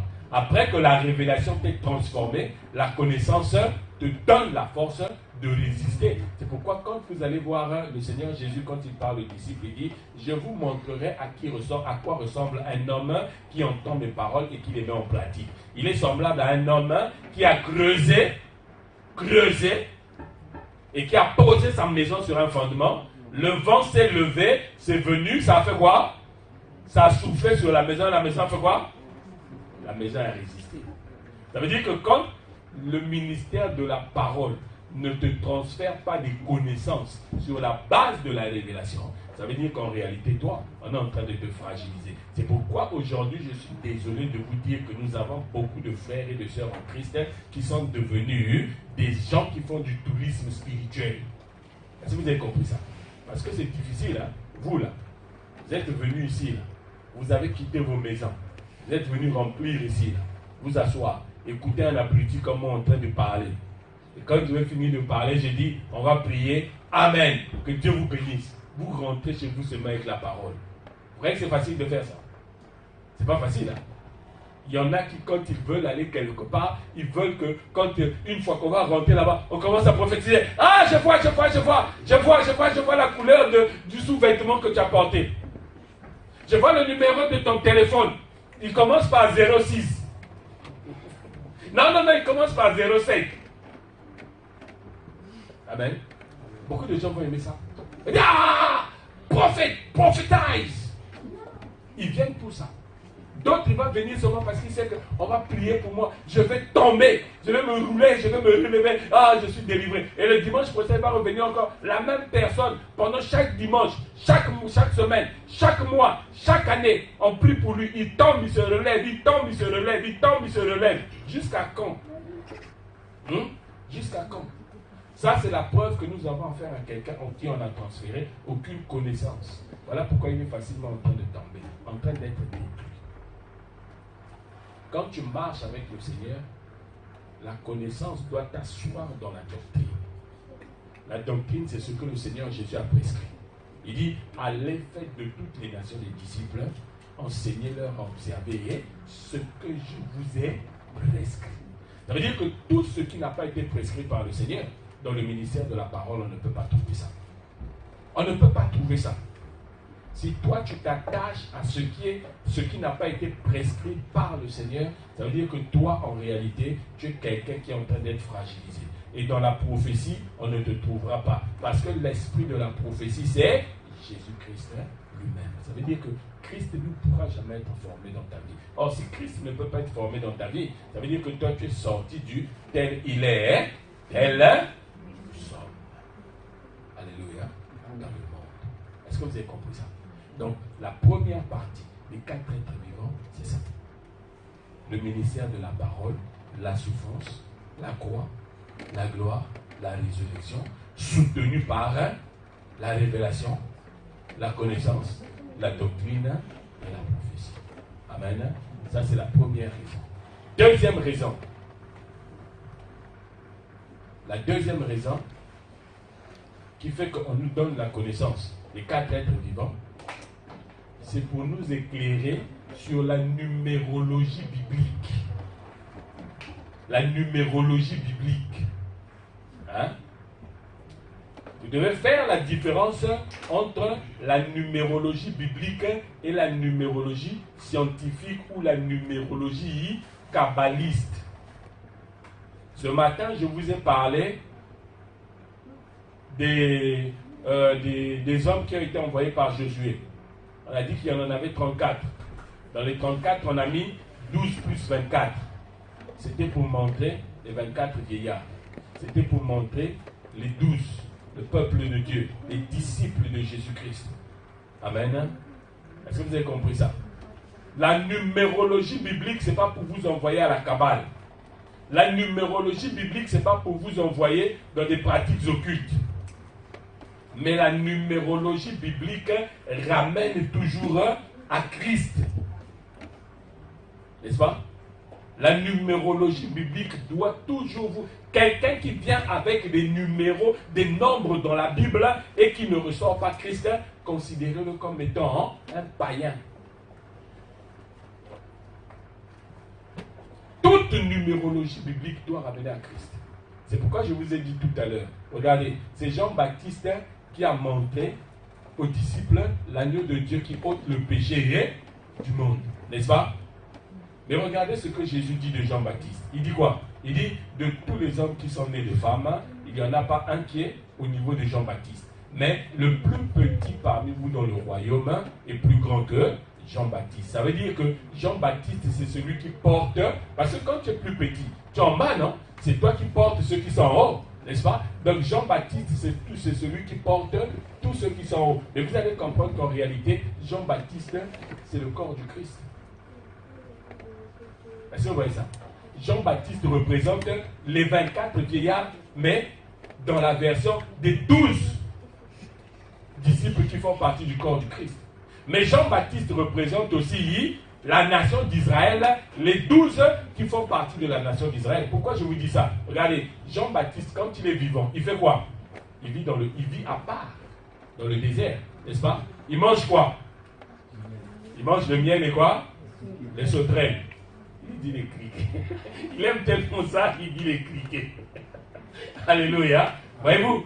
Donc, Jean-Baptiste se nourrit du miel. Pourquoi le miel? Mais le miel, c'est ce qui fait pousser les cheveux de Samson. Est-ce que vous n'avez pas compris ça? Hein?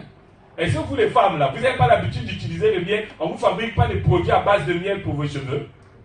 Hein? On ne fabrique pas des produits à base du miel pour les cheveux. Ouais, non? Parce que le miel a une des vertus du miel, c'est de faire pousser les cheveux. Donc Samson, quand on l'a attrapé, on lui a coupé les cheveux. Les Philistins, ils avaient oublié que Samson avait mangé le miel. N'est-ce pas? Donc de l'intérieur, le miel est en train de faire pousser ses cheveux pour que Samson retrouve la force pour les détruire. Ça veut dire que quand tu manges le miel, tu deviens quelqu'un qui est dangereux pour le monde des ténèbres. Or, lesquels qui ont reçu le pouvoir de marcher sur les serpents, sur les scorpions, sur toute la puissance du diable? C'est l'Église. Donc nous comprenons que Jean-Baptiste qui mange le miel, c'est l'Église. Et il mange les criquets comme il a dit, là, les sauterelles. Pourquoi il mange les sauterelles? Les sauterelles symbolisent quoi?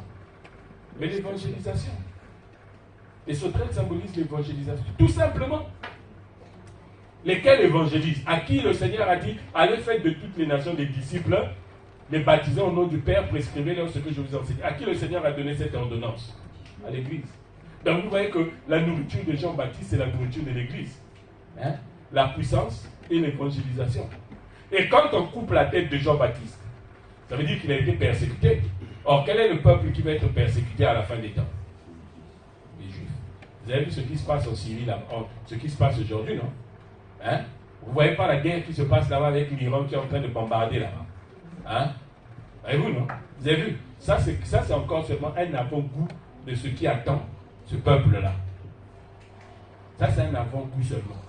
C'est-à-dire, quand vous voyez ce qui se passe en Iran là-bas, ne vous laissez pas perturber par les gens qui viennent sur les réseaux sociaux, qui commencent à prophétiser. Oh non, Jésus a dit ceci. Oh, là, nous sommes en train de voir. Non, les amis. Moi, je vous avais expliqué que le problème d'Israël et de la Syrie et des pays arabes qui sont autour d'eux là, si vous voulez comprendre comment ça va finir, allez lire Genèse chapitre 12 et Ecclésiaste chapitre 12. Si vous lisez Genèse chapitre 12, vous avez compris. Vous lisez Ecclésiaste chapitre 12, vous allez comprendre qu'à un moment donné, les Arabes ne feront plus la guerre à Israël. Ce que l'Iran est en train de faire aujourd'hui, on a déjà vu ça. Ce que l'Iran est en train de faire aujourd'hui, on a déjà vu ça. Parce que l'Iran, c'est quoi? L'Iran représente aujourd'hui, l'Iran, c'est quoi? L'Iran, c'est la Perse, non? On a eu quoi? On n'a pas eu un royaume de Perse ici, là. Et c'est pas dans le royaume de Perse que aujourd'hui les Iraniens veulent anéantir Israël. Mais qui est le premier dans la Bible à avoir formulé le vœu d'anéantir tout Israël?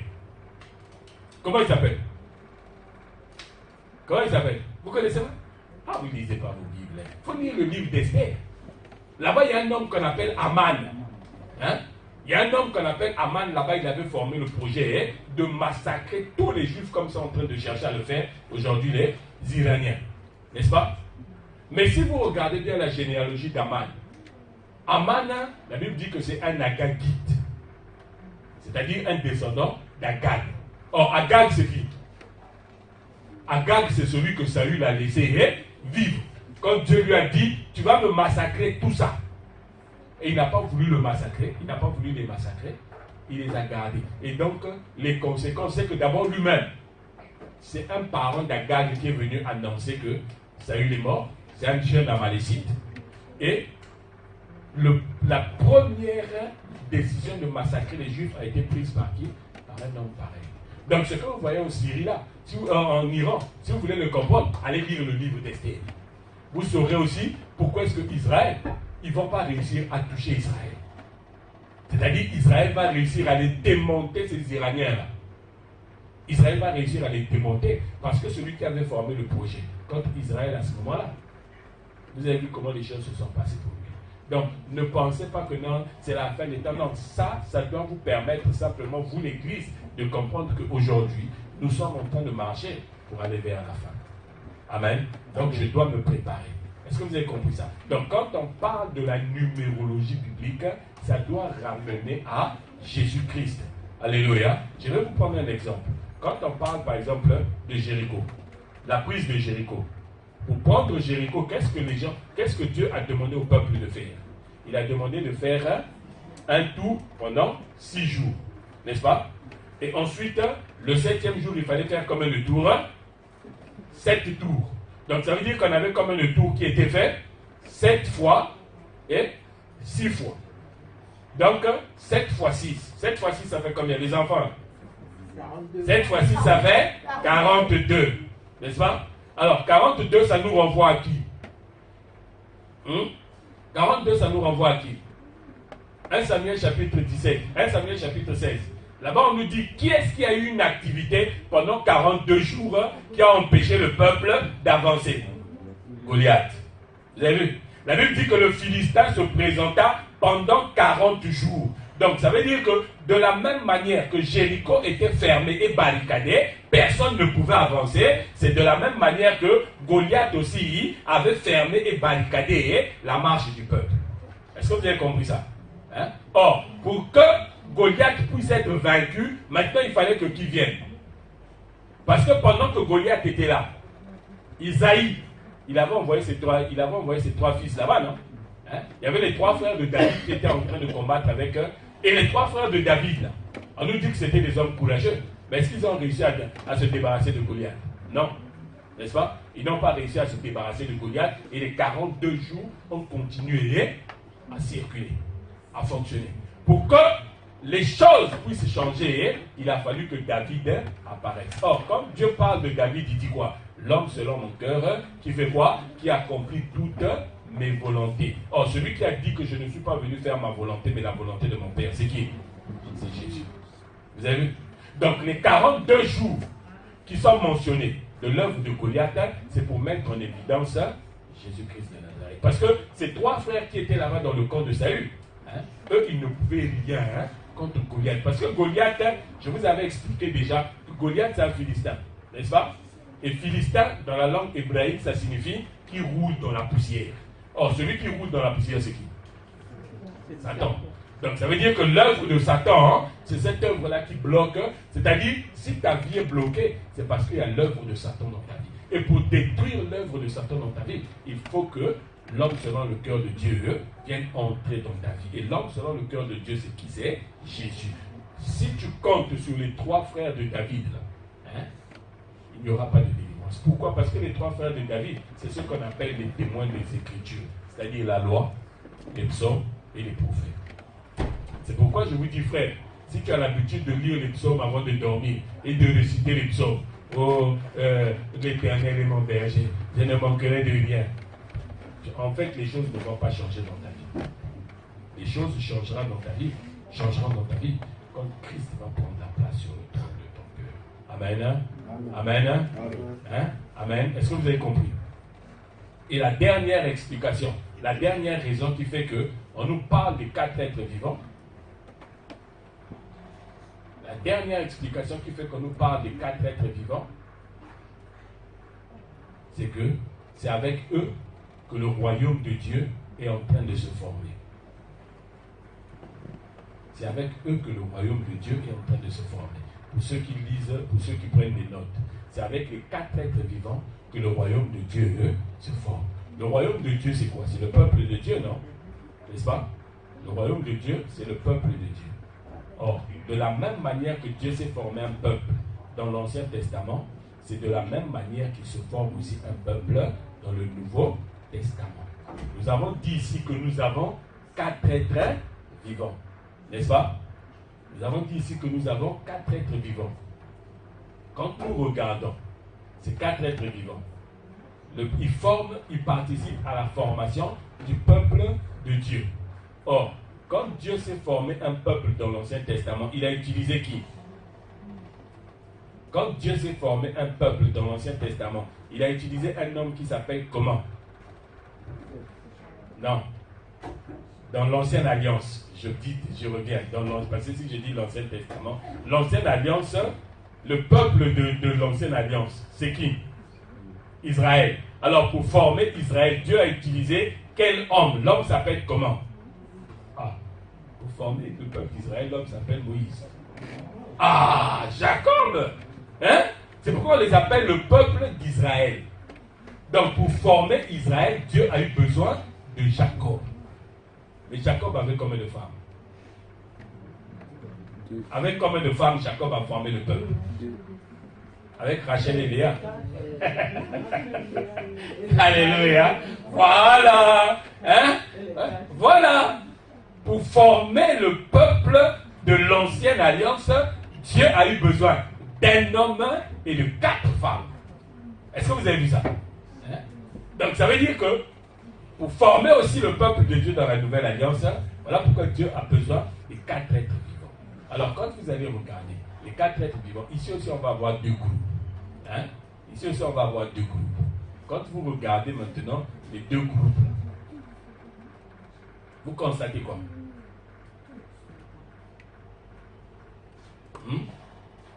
Entre les 2 groupes, vous constatez quoi? D'un côté, il y a ceux qui sont comment? Si on regarde la force et la faiblesse, d'un côté, il y a ceux qui sont comment? Qui sont forts. Et de l'autre côté, il y a ceux qui sont... Bon, donnez-moi les 2 qui sont forts. Le lion et le lion et l'aigle. Et de l'autre côté, il y a qui? Ceux qui sont faibles, le bœuf et l'homme. Est-ce que vous avez vu ça? Donc ça veut dire qu'ici nous avons aussi 2 groupes. Un groupe de puissance et un groupe de faiblesse. Ça veut dire que Dieu utilise 2 groupes de personnes pour se former un peuple. Le peuple, un groupe où Christ se fait faiblesse et un groupe où Christ se fait force. Voilà pourquoi. Lis-moi Esther, lis-moi Ruth, chapitre 4, le verset 11, je crois.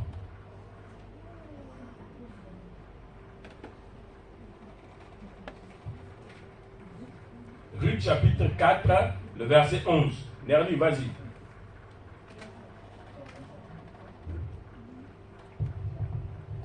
Tout le peuple qui était à la porte et les anciens dirent: Nous en sommes témoins, que l'Éternel rende la femme qui entre dans ta maison semblable à Rachel et à Léa, qui toutes les 2 ont bâti la maison d'Israël. Semblable à qui? À Rachel et à Léa, qui toutes les 2 ont bâti la maison d'Israël. Ça veut dire que le peuple d'Israël a été bâti par qui? Par Rachel et Léa. Bon, Zilpa et Bila, elles sont où?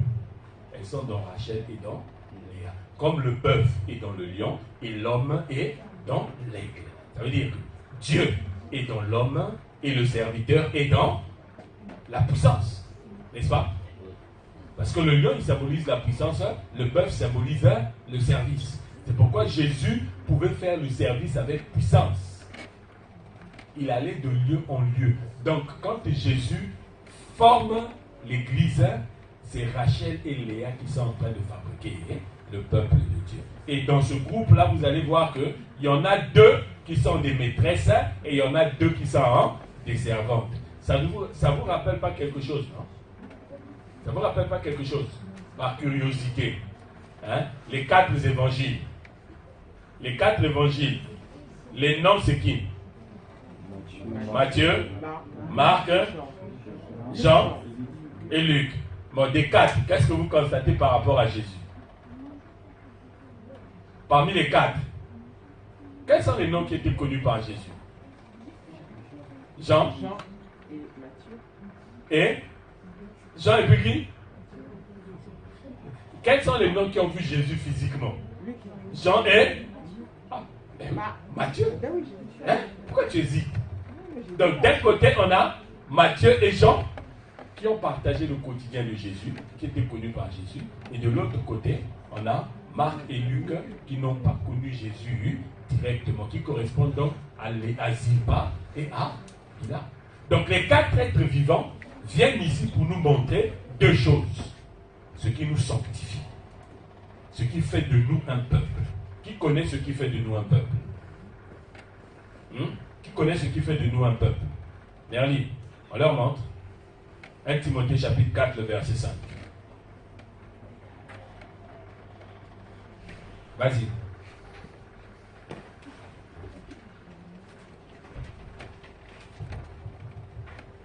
Parce que tout est sanctifié par la parole de Dieu et par la prière. Parce que tout est sanctifié par quoi? Par la parole et par la prière. Ça veut dire que Christ est la parole qui travaille pour nous sanctifier. Et Christ est aussi la prière qui travaille pour nous sanctifier. Voilà pourquoi on dit ceci, que la prière fervente du juste est d'une grande efficacité. Le juste là ici, c'est pas toi et moi. Le juste là, c'est Christ qui est en train de prier. C'est-à-dire, c'est Rachel, c'est Léa plutôt, qui est en train de t'accompagner dans la prière. Parce que Rachel, c'est la parole, n'est-ce pas? La parole a été faite chair et la parole a été comment? Elle a été crucifiée, n'est-ce pas? Or, Rachel, elle a fait quoi? Rachel est morte avant d'arriver dans la vie. Donc, Rachel, c'est la parole. Celle qui a accompagné Abraham jusque dans l'éternité, là où il a été enterré. C'est qui? C'est Léa. Vous avez compris ça, non? Donc c'est la prière même. Jésus-Christ, c'est toute une prière. C'est pourquoi vous allez voir dans Jean chapitre 17, quand il prie, il dit, Seigneur, je ne prie pas seulement pour ceux qui sont là, mais j'envoie aussi ma prière pour ceux qui viendront et qui croiront en moi. Est-ce que vous avez compris ça? Donc c'est lui qui nous sanctifie. Rachel, Léa, Bila et Zilpa.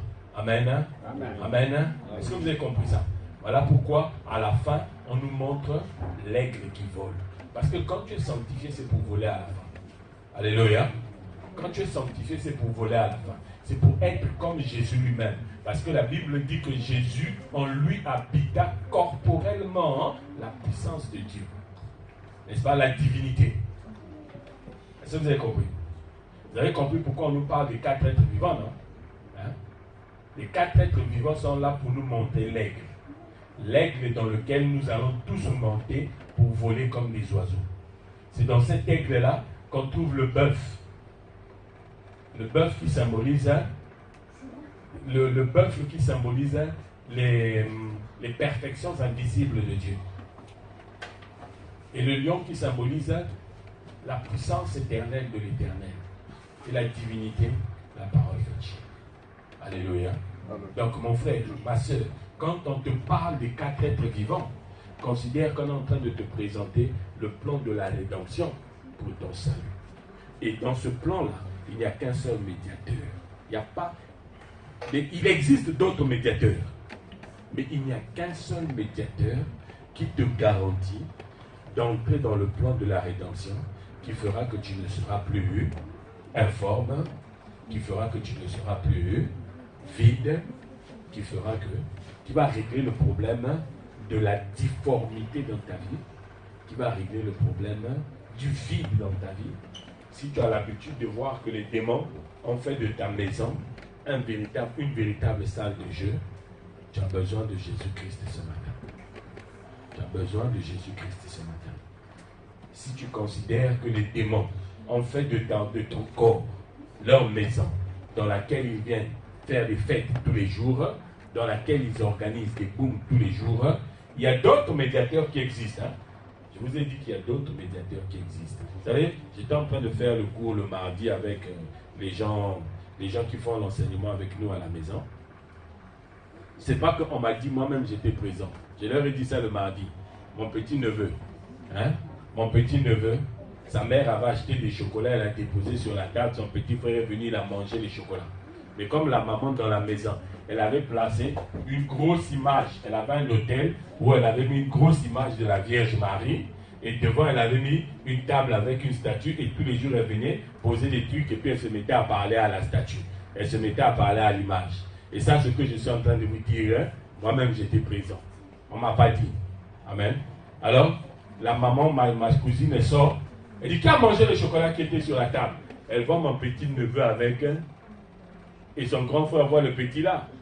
Si maman sait que c'est lui qui a mangé le chocolat, j'ai peur de perdre mon petit frère. Il dit à sa maman, c'est elle qui a mangé le chocolat. Alléluia. Il dit à sa maman, c'est elle qui a mangé le chocolat. Vous savez comment la maman a réagi? La maman a dit, arrête de raconter des bêtises. Elle ne voit pas, elle ne parle pas, elle ne mange pas. Comment tu veux qu'elle puisse manger le chocolat? Là, le petit dit à la maman, il dit, ah, mais maman, je te vois lui parler tous les jours, non? Fin de l'histoire. Frère, je suis sorti, j'étais obligé de prétexter. Je vais à l'intercession. Je n'avais pas d'intercession ce jour-là, mais j'étais obligé de partir parce que sinon j'allais rigoler. Vous avez vu? La vérité sort de la bouche des petits-enfants. Est-ce que vous le savez? C'est les petits-enfants qui vous apprennent l'évangile. Moi, vous savez que dans vos maisons, il y a beaucoup de choses qui se passent. Ce sont vos petits-enfants qui viennent me dire ça. Est-ce que vous le savez? Hein? Ce sont vos enfants qui viennent me dire. Donc moi, il y a beaucoup de choses que je connais dans vos maisons que vous me cachez. Mais sachez que vos enfants viennent me voir, ils viennent me dire. Moi, je ne vous ai pas dit ici là qu'il y avait un enfant qui était venu me voir. Il m'a dit, pasteur, tu sais que papa, il prend la bière à la maison. Est-ce que moi, j'étais là? J'étais pas là. Mais c'est l'enfant qui est venu me dire ça. Les enfants, frères, faites très attention aux enfants. C'est pourquoi la Bible dit, soyez comme les petits-enfants. Parce que les petits-enfants, ce qu'il a à l'intérieur, c'est ce qu'il est aussi à l'extérieur. Vous savez, quand je finis avec ce petit témoignage-là. Vous savez que dans les années, on était, je crois, en 92 ou 93. Non, 92 ou 91. J'étais chez mon oncle, on était en train de regarder la télévision. Et à l'époque, il y avait un clip qui venait de sortir. Là. Vous avez entendu parler, je ne sais pas si vous avez entendu parler de la lambada. Oui, c'est une danse. Mais il y avait un clip qui faisait, il y avait une chanson comme ça là, qu'on appelait la lambada. Et les gens dansaient même, tout ça là. Et il y avait même un clip qu'on montrait à la télé.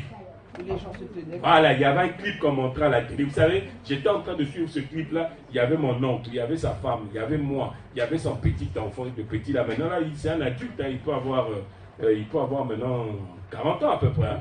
Il peut avoir à peu près 40 ans. Mais à l'époque, il n'avait que 8 ans, 8 ou 7 ans. On était en train de regarder la télé et tout d'un coup, pendant qu'on montrait les images, je vois une dame qui tourne et sa jupette se soulève et on nous montre le sous-vêtement qui est caché par la nudité. Vous voyez ce genre de sous-vêtement-là? Parce que nous, les sous-vêtements que nous mettons, les caleçons là, ils cachent la nudité. Mais pour eux, c'est la nudité qui cache les sous-vêtements. Vous savez, le petit là, nous tous, quand on a vu cette image-là, tout le monde était gêné. Qui va regarder encore? Le petit, il a sauté de sa chaise. Comment il m'appelle Yatiti? Il me dit, hey, Yatiti, tu as vu? La femme là, elle a porté un fil. Alléluia. Vous avez vu? Donc, mon oncle s'est levé tranquillement, sa femme aussi s'est levée. J'ai dit, quoi? Les petits enfants, ils ne savent pas garder la vérité dans la bouche. Hein?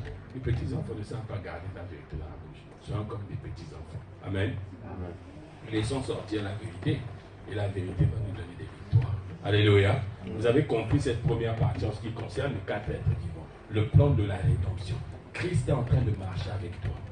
Il marche avec toi avec le témoignage de ses souffrances et de sa résurrection. Et dedans, il y a la révélation qui te transforme. Il y a la prophétie qui te fait avancer. Il y a la connaissance qui te rend fort. Et il y a la doctrine qui te garde dans ce que le Seigneur a prescrit. Amen. Amen. Amen. Alors, s'il y a des questions, on va prendre 1 ou 2 questions. Et puis après, on va finir. S'il n'y a pas de questions. Donc, comme on a l'habitude de dire, quand tu as une question à poser, tu peux demander le micro. Et puis, tu poses ta question. Ou alors, si tu as honte de poser la question, tu peux écrire ta question sur un morceau de papier. Il y a une question ici. Là. Je prends maximum 2 questions seulement. Hein. Pas plus. Donc, si tu veux poser une question, aujourd'hui je vais aller un peu vite. Bonjour, moi ma Bonjour. question c'était surtout parce que j'ai pas compris le lien entre les sauterelles que Jean-Baptiste mange et l'évangélisation. Comment on est passé des sauterelles à l'évangélisation? Comment on est passé des sauterelles à l'évangélisation? Bien. Quelqu'un voulait aussi poser cette question-là. Proverbe chapitre 1.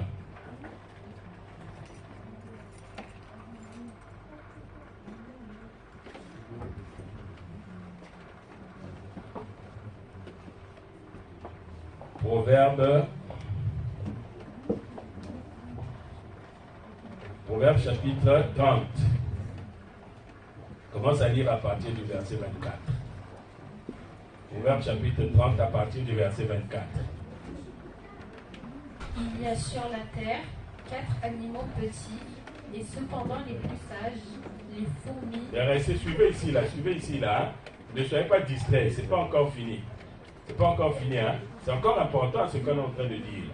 Ne soyez pas dissipés. Vas-y. Et cependant les plus sages. Donc on nous dit ici qu'il y a 4 animaux sur la terre qui sont les plus petits, mais les plus sages. Déjà quand on dit ici les plus petits, ça te rappelle quoi? Hein? Ça te rappelle quoi? On en a parlé ici. Jean-Baptiste, il dit quoi Jésus? Le plus petit. Voilà. Donc quand on te dit déjà ici les plus petits, tu penses déjà aux membres du royaume de Dieu. D'accord? Vas-y, continue. Les fourmis, peuple sans force, préparent en été leur nourriture. Les lapins. Ah, les lapins. Chez toi, c'est les damans. C'est les damans. C'est les damans. C'est les damans. Le daman est différent du lapin. Le daman et le lapin, c'est pas la même chose. C'est pourquoi je vous dis, il faut faire attention aux traductions. Là. Ils ont mis lapin pour que les gens puissent comprendre à peu près. Mais en réalité, là, ça me pousse maintenant à vous parler de ce passage. On verra ça après. Vas-y. Donc, les damans placent leur demeure dans les rochers. Les sauterelles n'ont point de roi, et elles sortent toutes par division. Voilà. Le lézard saisit avec les mains et se trouve dans les palais des rois. Voilà, on nous a dit que ces animaux-là étaient sages, n'est-ce pas? Or, dans la prophétie biblique, les sages, c'est qui? Oui. Les sages, c'est ceux qui ont la vie. Et ceux qui ont la vie, c'est lesquels? Les enfants de Dieu, donc l'église, les vierges sages. D'accord? Donc, ça veut dire que tous ces animaux qu'on t'a parlé ici, là, ce sont des animaux qui représentent l'église, n'est-ce pas? Et on nous dit donc que l'église là, elle est identifiée à des sauterelles qui n'ont point de roi. C'est-à-dire sur la terre ici là, est-ce que la vraie église du Seigneur Jésus, est-ce qu'on a un roi? Est-ce qu'on a un pape? Non, on n'a pas de pape.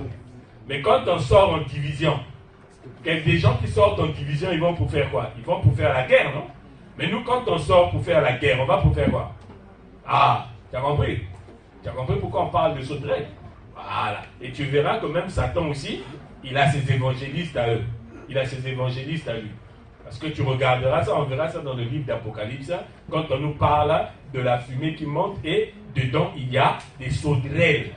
Ces sauterelles-là vont pour évangéliser à la fin des temps. Alléluia. Mais on le verra avec plus de précision. Donc tu as compris pourquoi on a parlé de sauterelles et d'évangélisation. Donc vous avez tous compris, non? J'ai répondu à sa question. Bien. Est-ce qu'il y a une dernière question? Là, tu as une question? Est-ce que vous pourrez un peu expliquer la numérologie biblique? La numérologie biblique. Bien. Monsieur me demande de lui réexpliquer la numérologie biblique. Alors, j'ai dit ceci. Quand on parle de numérologie biblique, c'est l'étude des nombres qui sont dans la Bible. Est-ce que tu es d'accord avec moi? Hein? Quand on parle de la numérologie biblique, c'est l'étude des nombres qui sont dans la Bible. Mais ces nombres-là ne doivent pas vous ramener à autre chose que à Christ. Nous avons parlé des 4 êtres vivants ici, là. Les 4 êtres vivants nous ramènent à qui? À Christ. N'est-ce pas? Donc, quand un nombre ne ramène pas, on ne peut pas exploiter un nombre dans la Bible pour parler d'autre chose que Christ. Quand nous parlons de Léa et Rachel, avec Zila et Bila, elles représentent le corps de Christ. Elles représentent la parole de Dieu. Parce qu'on nous dit que la parole a été faite chair. C'est-à-dire, à la parole, on lui a donné un corps. C'est ce corps que Jésus a dit, ceci est mon corps qui est donné pour vous. Est-ce que tu as compris ça? Quand on parle de la numérologie biblique, ça ramène à Christ. Toute numérologie biblique qui vous ramène dans autre chose, c'est de la Kabbale, c'est de la magie, c'est de l'occultisme. Par exemple, toi tu es né quand? 5 octobre. Hein? 5 octobre. Tu es né le 5 octobre. Donc, comme quelqu'un va étudier la numérologie de ta date de naissance, il va prendre ça, il va emmener ça où? Il va dire que, comme tu es né le 5 octobre, ton signe zodiacal ou ton signe astrologique, c'est quoi? C'est quoi, hein? Quelqu'un qui est né le 5 octobre, son signe zodiacal ou astrologique, c'est quoi? Vous avez oublié? Ça se Balance, sent balance. Balance, hein? Voilà. Vous avez vu? Donc, quelqu'un qui va étudier la numérologie de ta date de naissance, hein, il va te ramener, il va dire en fait, toi tu es balance. C'est comme ça que vous avez aujourd'hui là des journaux qui sont spécialisés dans ça. Il va dire, balance, aujourd'hui 5 octobre, en amour, tu vas rencontrer la femme de ta vie. Et tu vas sortir, tu vas rencontrer quelqu'un qui ressemble à un pneu. Et puis tu vas dire, oh non, c'est pas elle la femme de ma vie. Et pourtant, bon, balance, on t'a dit que c'est elle la femme de ta vie. On va te dire, argent, aujourd'hui, en tout cas, tu vas rencontrer quelqu'un qui va te donner beaucoup d'argent. Tu rentres comme ça, c'est un pasteur qui te fait vider tout ton compte bancaire. Et tu viens dire, je suis déçu des pasteurs. Tu as vu dans la numérologie? Hein? Tu as compris ça, non? Voilà. Certains, ils vont venir, ils vont te dire, le 5 novembre, quand on associe, le 5 novembre, tu as dit, hein? 5 octobre, hein? Quand on prend 5 octobre, c'est quel mois? 10e mois. Donc, 5 plus 10, ça fait 15. 1 plus 5, ça fait 6. 6, c'est le chiffre de l'homme. Donc, ça veut dire que toi, tu es un homme, vraiment, aujourd'hui, là, Dieu va faire. Est-ce que tu as vu ça? Là, on est en train de t'emmener dans des pratiques kabbalistes, dans des pratiques occultistes. Est-ce que vous avez compris ça? Hein? Donc, si vous avez encore des signes astrologiques que vous gardez chez vous à la maison, brûlez ça. Parce que je sais qu'il y a encore des gens ici, là, hein, dans un coin de leur cœur, ils se disent, quand ils ouvrent le journée, ils regardent, ah, Capricorne, aujourd'hui pour nous, le temps n'est pas bon. Hein? Le temps ne sera pas bon aussi pour toi. Je te l'annonce. N'est-ce pas? Est-ce que tu commences ça? Voilà. La seule numérologie biblique qui doit t'intéresser, c'est Christ. Quand on te dit que le 5e jour de la création, qui sait ce qui s'est passé le 5e jour de la création? Qui sait ce qui s'est passé le 5e jour de la création? Néami, toi tu es là en train de me regarder, là. Hein? Toi tu as la Bible. Il faut nous dire c'est quoi le 5e. Qu'est-ce qui s'est passé le 5e jour de la création?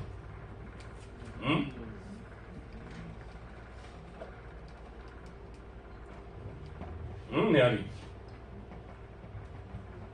Le 5e jour de la création, Néami.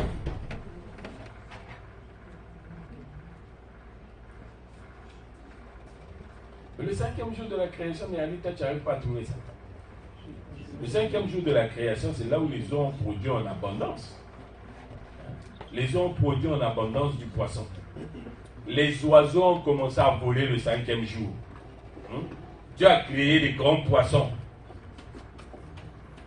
Dieu a béni le 5e jour. Pourquoi? Parce que le 5e jour, c'est le chiffre 5, c'est le chiffre de la grâce. Est-ce que tu as compris? C'est quand nous sommes dans la grâce que nous avons accès à la bénédiction. C'est quand nous sommes dans la grâce que nous avons accès à l'abondance. Et c'est au temps de la grâce que nous verrons que nous allons voir le dernier gros poisson apparaître sur la terre. Quand le temps de la grâce va s'achever.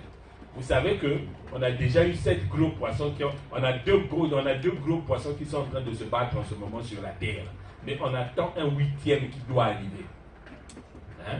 Quand on fera l'enseignement sur la résurrection des morts, je vous parlerai de ces gros poissons-là. Vous savez, quand on parle des gros poissons, c'est eux qui régulent la vie des poissons dans la mer. N'est-ce pas? Or, depuis que nous avons commencé l'histoire de l'humanité, il y a eu des gros poissons, comme Pharaon. On a eu Nebuchadnezzar.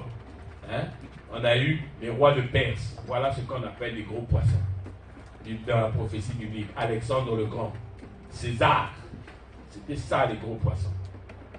Je vous donne un devoir à faire à la maison. Trouvez les gros poissons d'aujourd'hui. Il y en a deux. Aujourd'hui, les gros poissons. Le dernier gros poisson, le 8e, c'est l'Antéchrist. Je vous aide déjà. Pour les deux autres, là, débrouillez-vous. Donc, tu as compris, non? En ce qui concerne la numérologie. Vous avez tous compris, hein? N'est-ce pas? Voilà. Bien. Nous allons prier le Seigneur. Donc, en tout cas, cette première partie qui concerne les 4 êtres vivants, je veux que vous puissiez garder ça dans votre cœur parce que ça concerne le plan de la rédemption. La deuxième partie, c'est ce qui concerne maintenant l'onction. Et c'est ce que nous verrons la prochaine fois. Amen. Nous allons nous mettre debout et nous allons prier le Seigneur. Seigneur notre Dieu, nous te bénissons et nous te rendons grâce ce matin pour le privilège que tu nous as accordé, Seigneur, de pouvoir encore entrer dans la vérité de ta parole, de pouvoir comprendre le plan de la rédemption tel que tu l'as tracé, fabriqué pour nous, afin de faire de nous, Seigneur, pour toi la bonne odeur de Christ, Seigneur, parmi ceux qui doivent être sauvés, Seigneur, afin que nous puissions leur apporter le témoignage de tes souffrances, le témoignage de ta mort, parce que tu étais la victime qui était destinée, Seigneur, à faire l'expiation de nos péchés. Ce matin, nous te disons merci, parce que c'est toi qui es venu pour régler le problème du péché dans notre vie, Jésus-Christ. Merci, Papa, pour cette grâce merveilleuse que tu nous as encore accordée, Seigneur, ce matin, de pouvoir nous plonger dans la révélation de ta parole, afin que nous soyons transformés, de pouvoir recevoir le transfert de connaissances que tu envoies dans notre vie, afin de nous rendre indestructibles, Seigneur, de pouvoir aussi nous asseoir dans la doctrine, Seigneur, afin que nous ne puissions pas déplacer les bords et que la malédiction ne s'abatte sur nous, parce qu'avec la prophétie, Seigneur, tu nous as déjà envoyés dans l'éternité. Merci pour la vie éternelle, Seigneur. Merci pour la vie éternelle que tu accordes à tes enfants ce matin. Merci pour ta grâce qui les couvre, Seigneur. Merci pour ta puissance qui accompagne ton peuple. Merci, Seigneur, parce que toi qui étais riche, tu t'es fait pauvre pour que tes enfants puissent être couverts maintenant de gloire, de dignité et de majesté. Que ton nom soit béni au nom de Jésus. Amen. Amen. Que le Seigneur vous bénisse. Les chantres, si vous pouvez revenir, s'il vous plaît.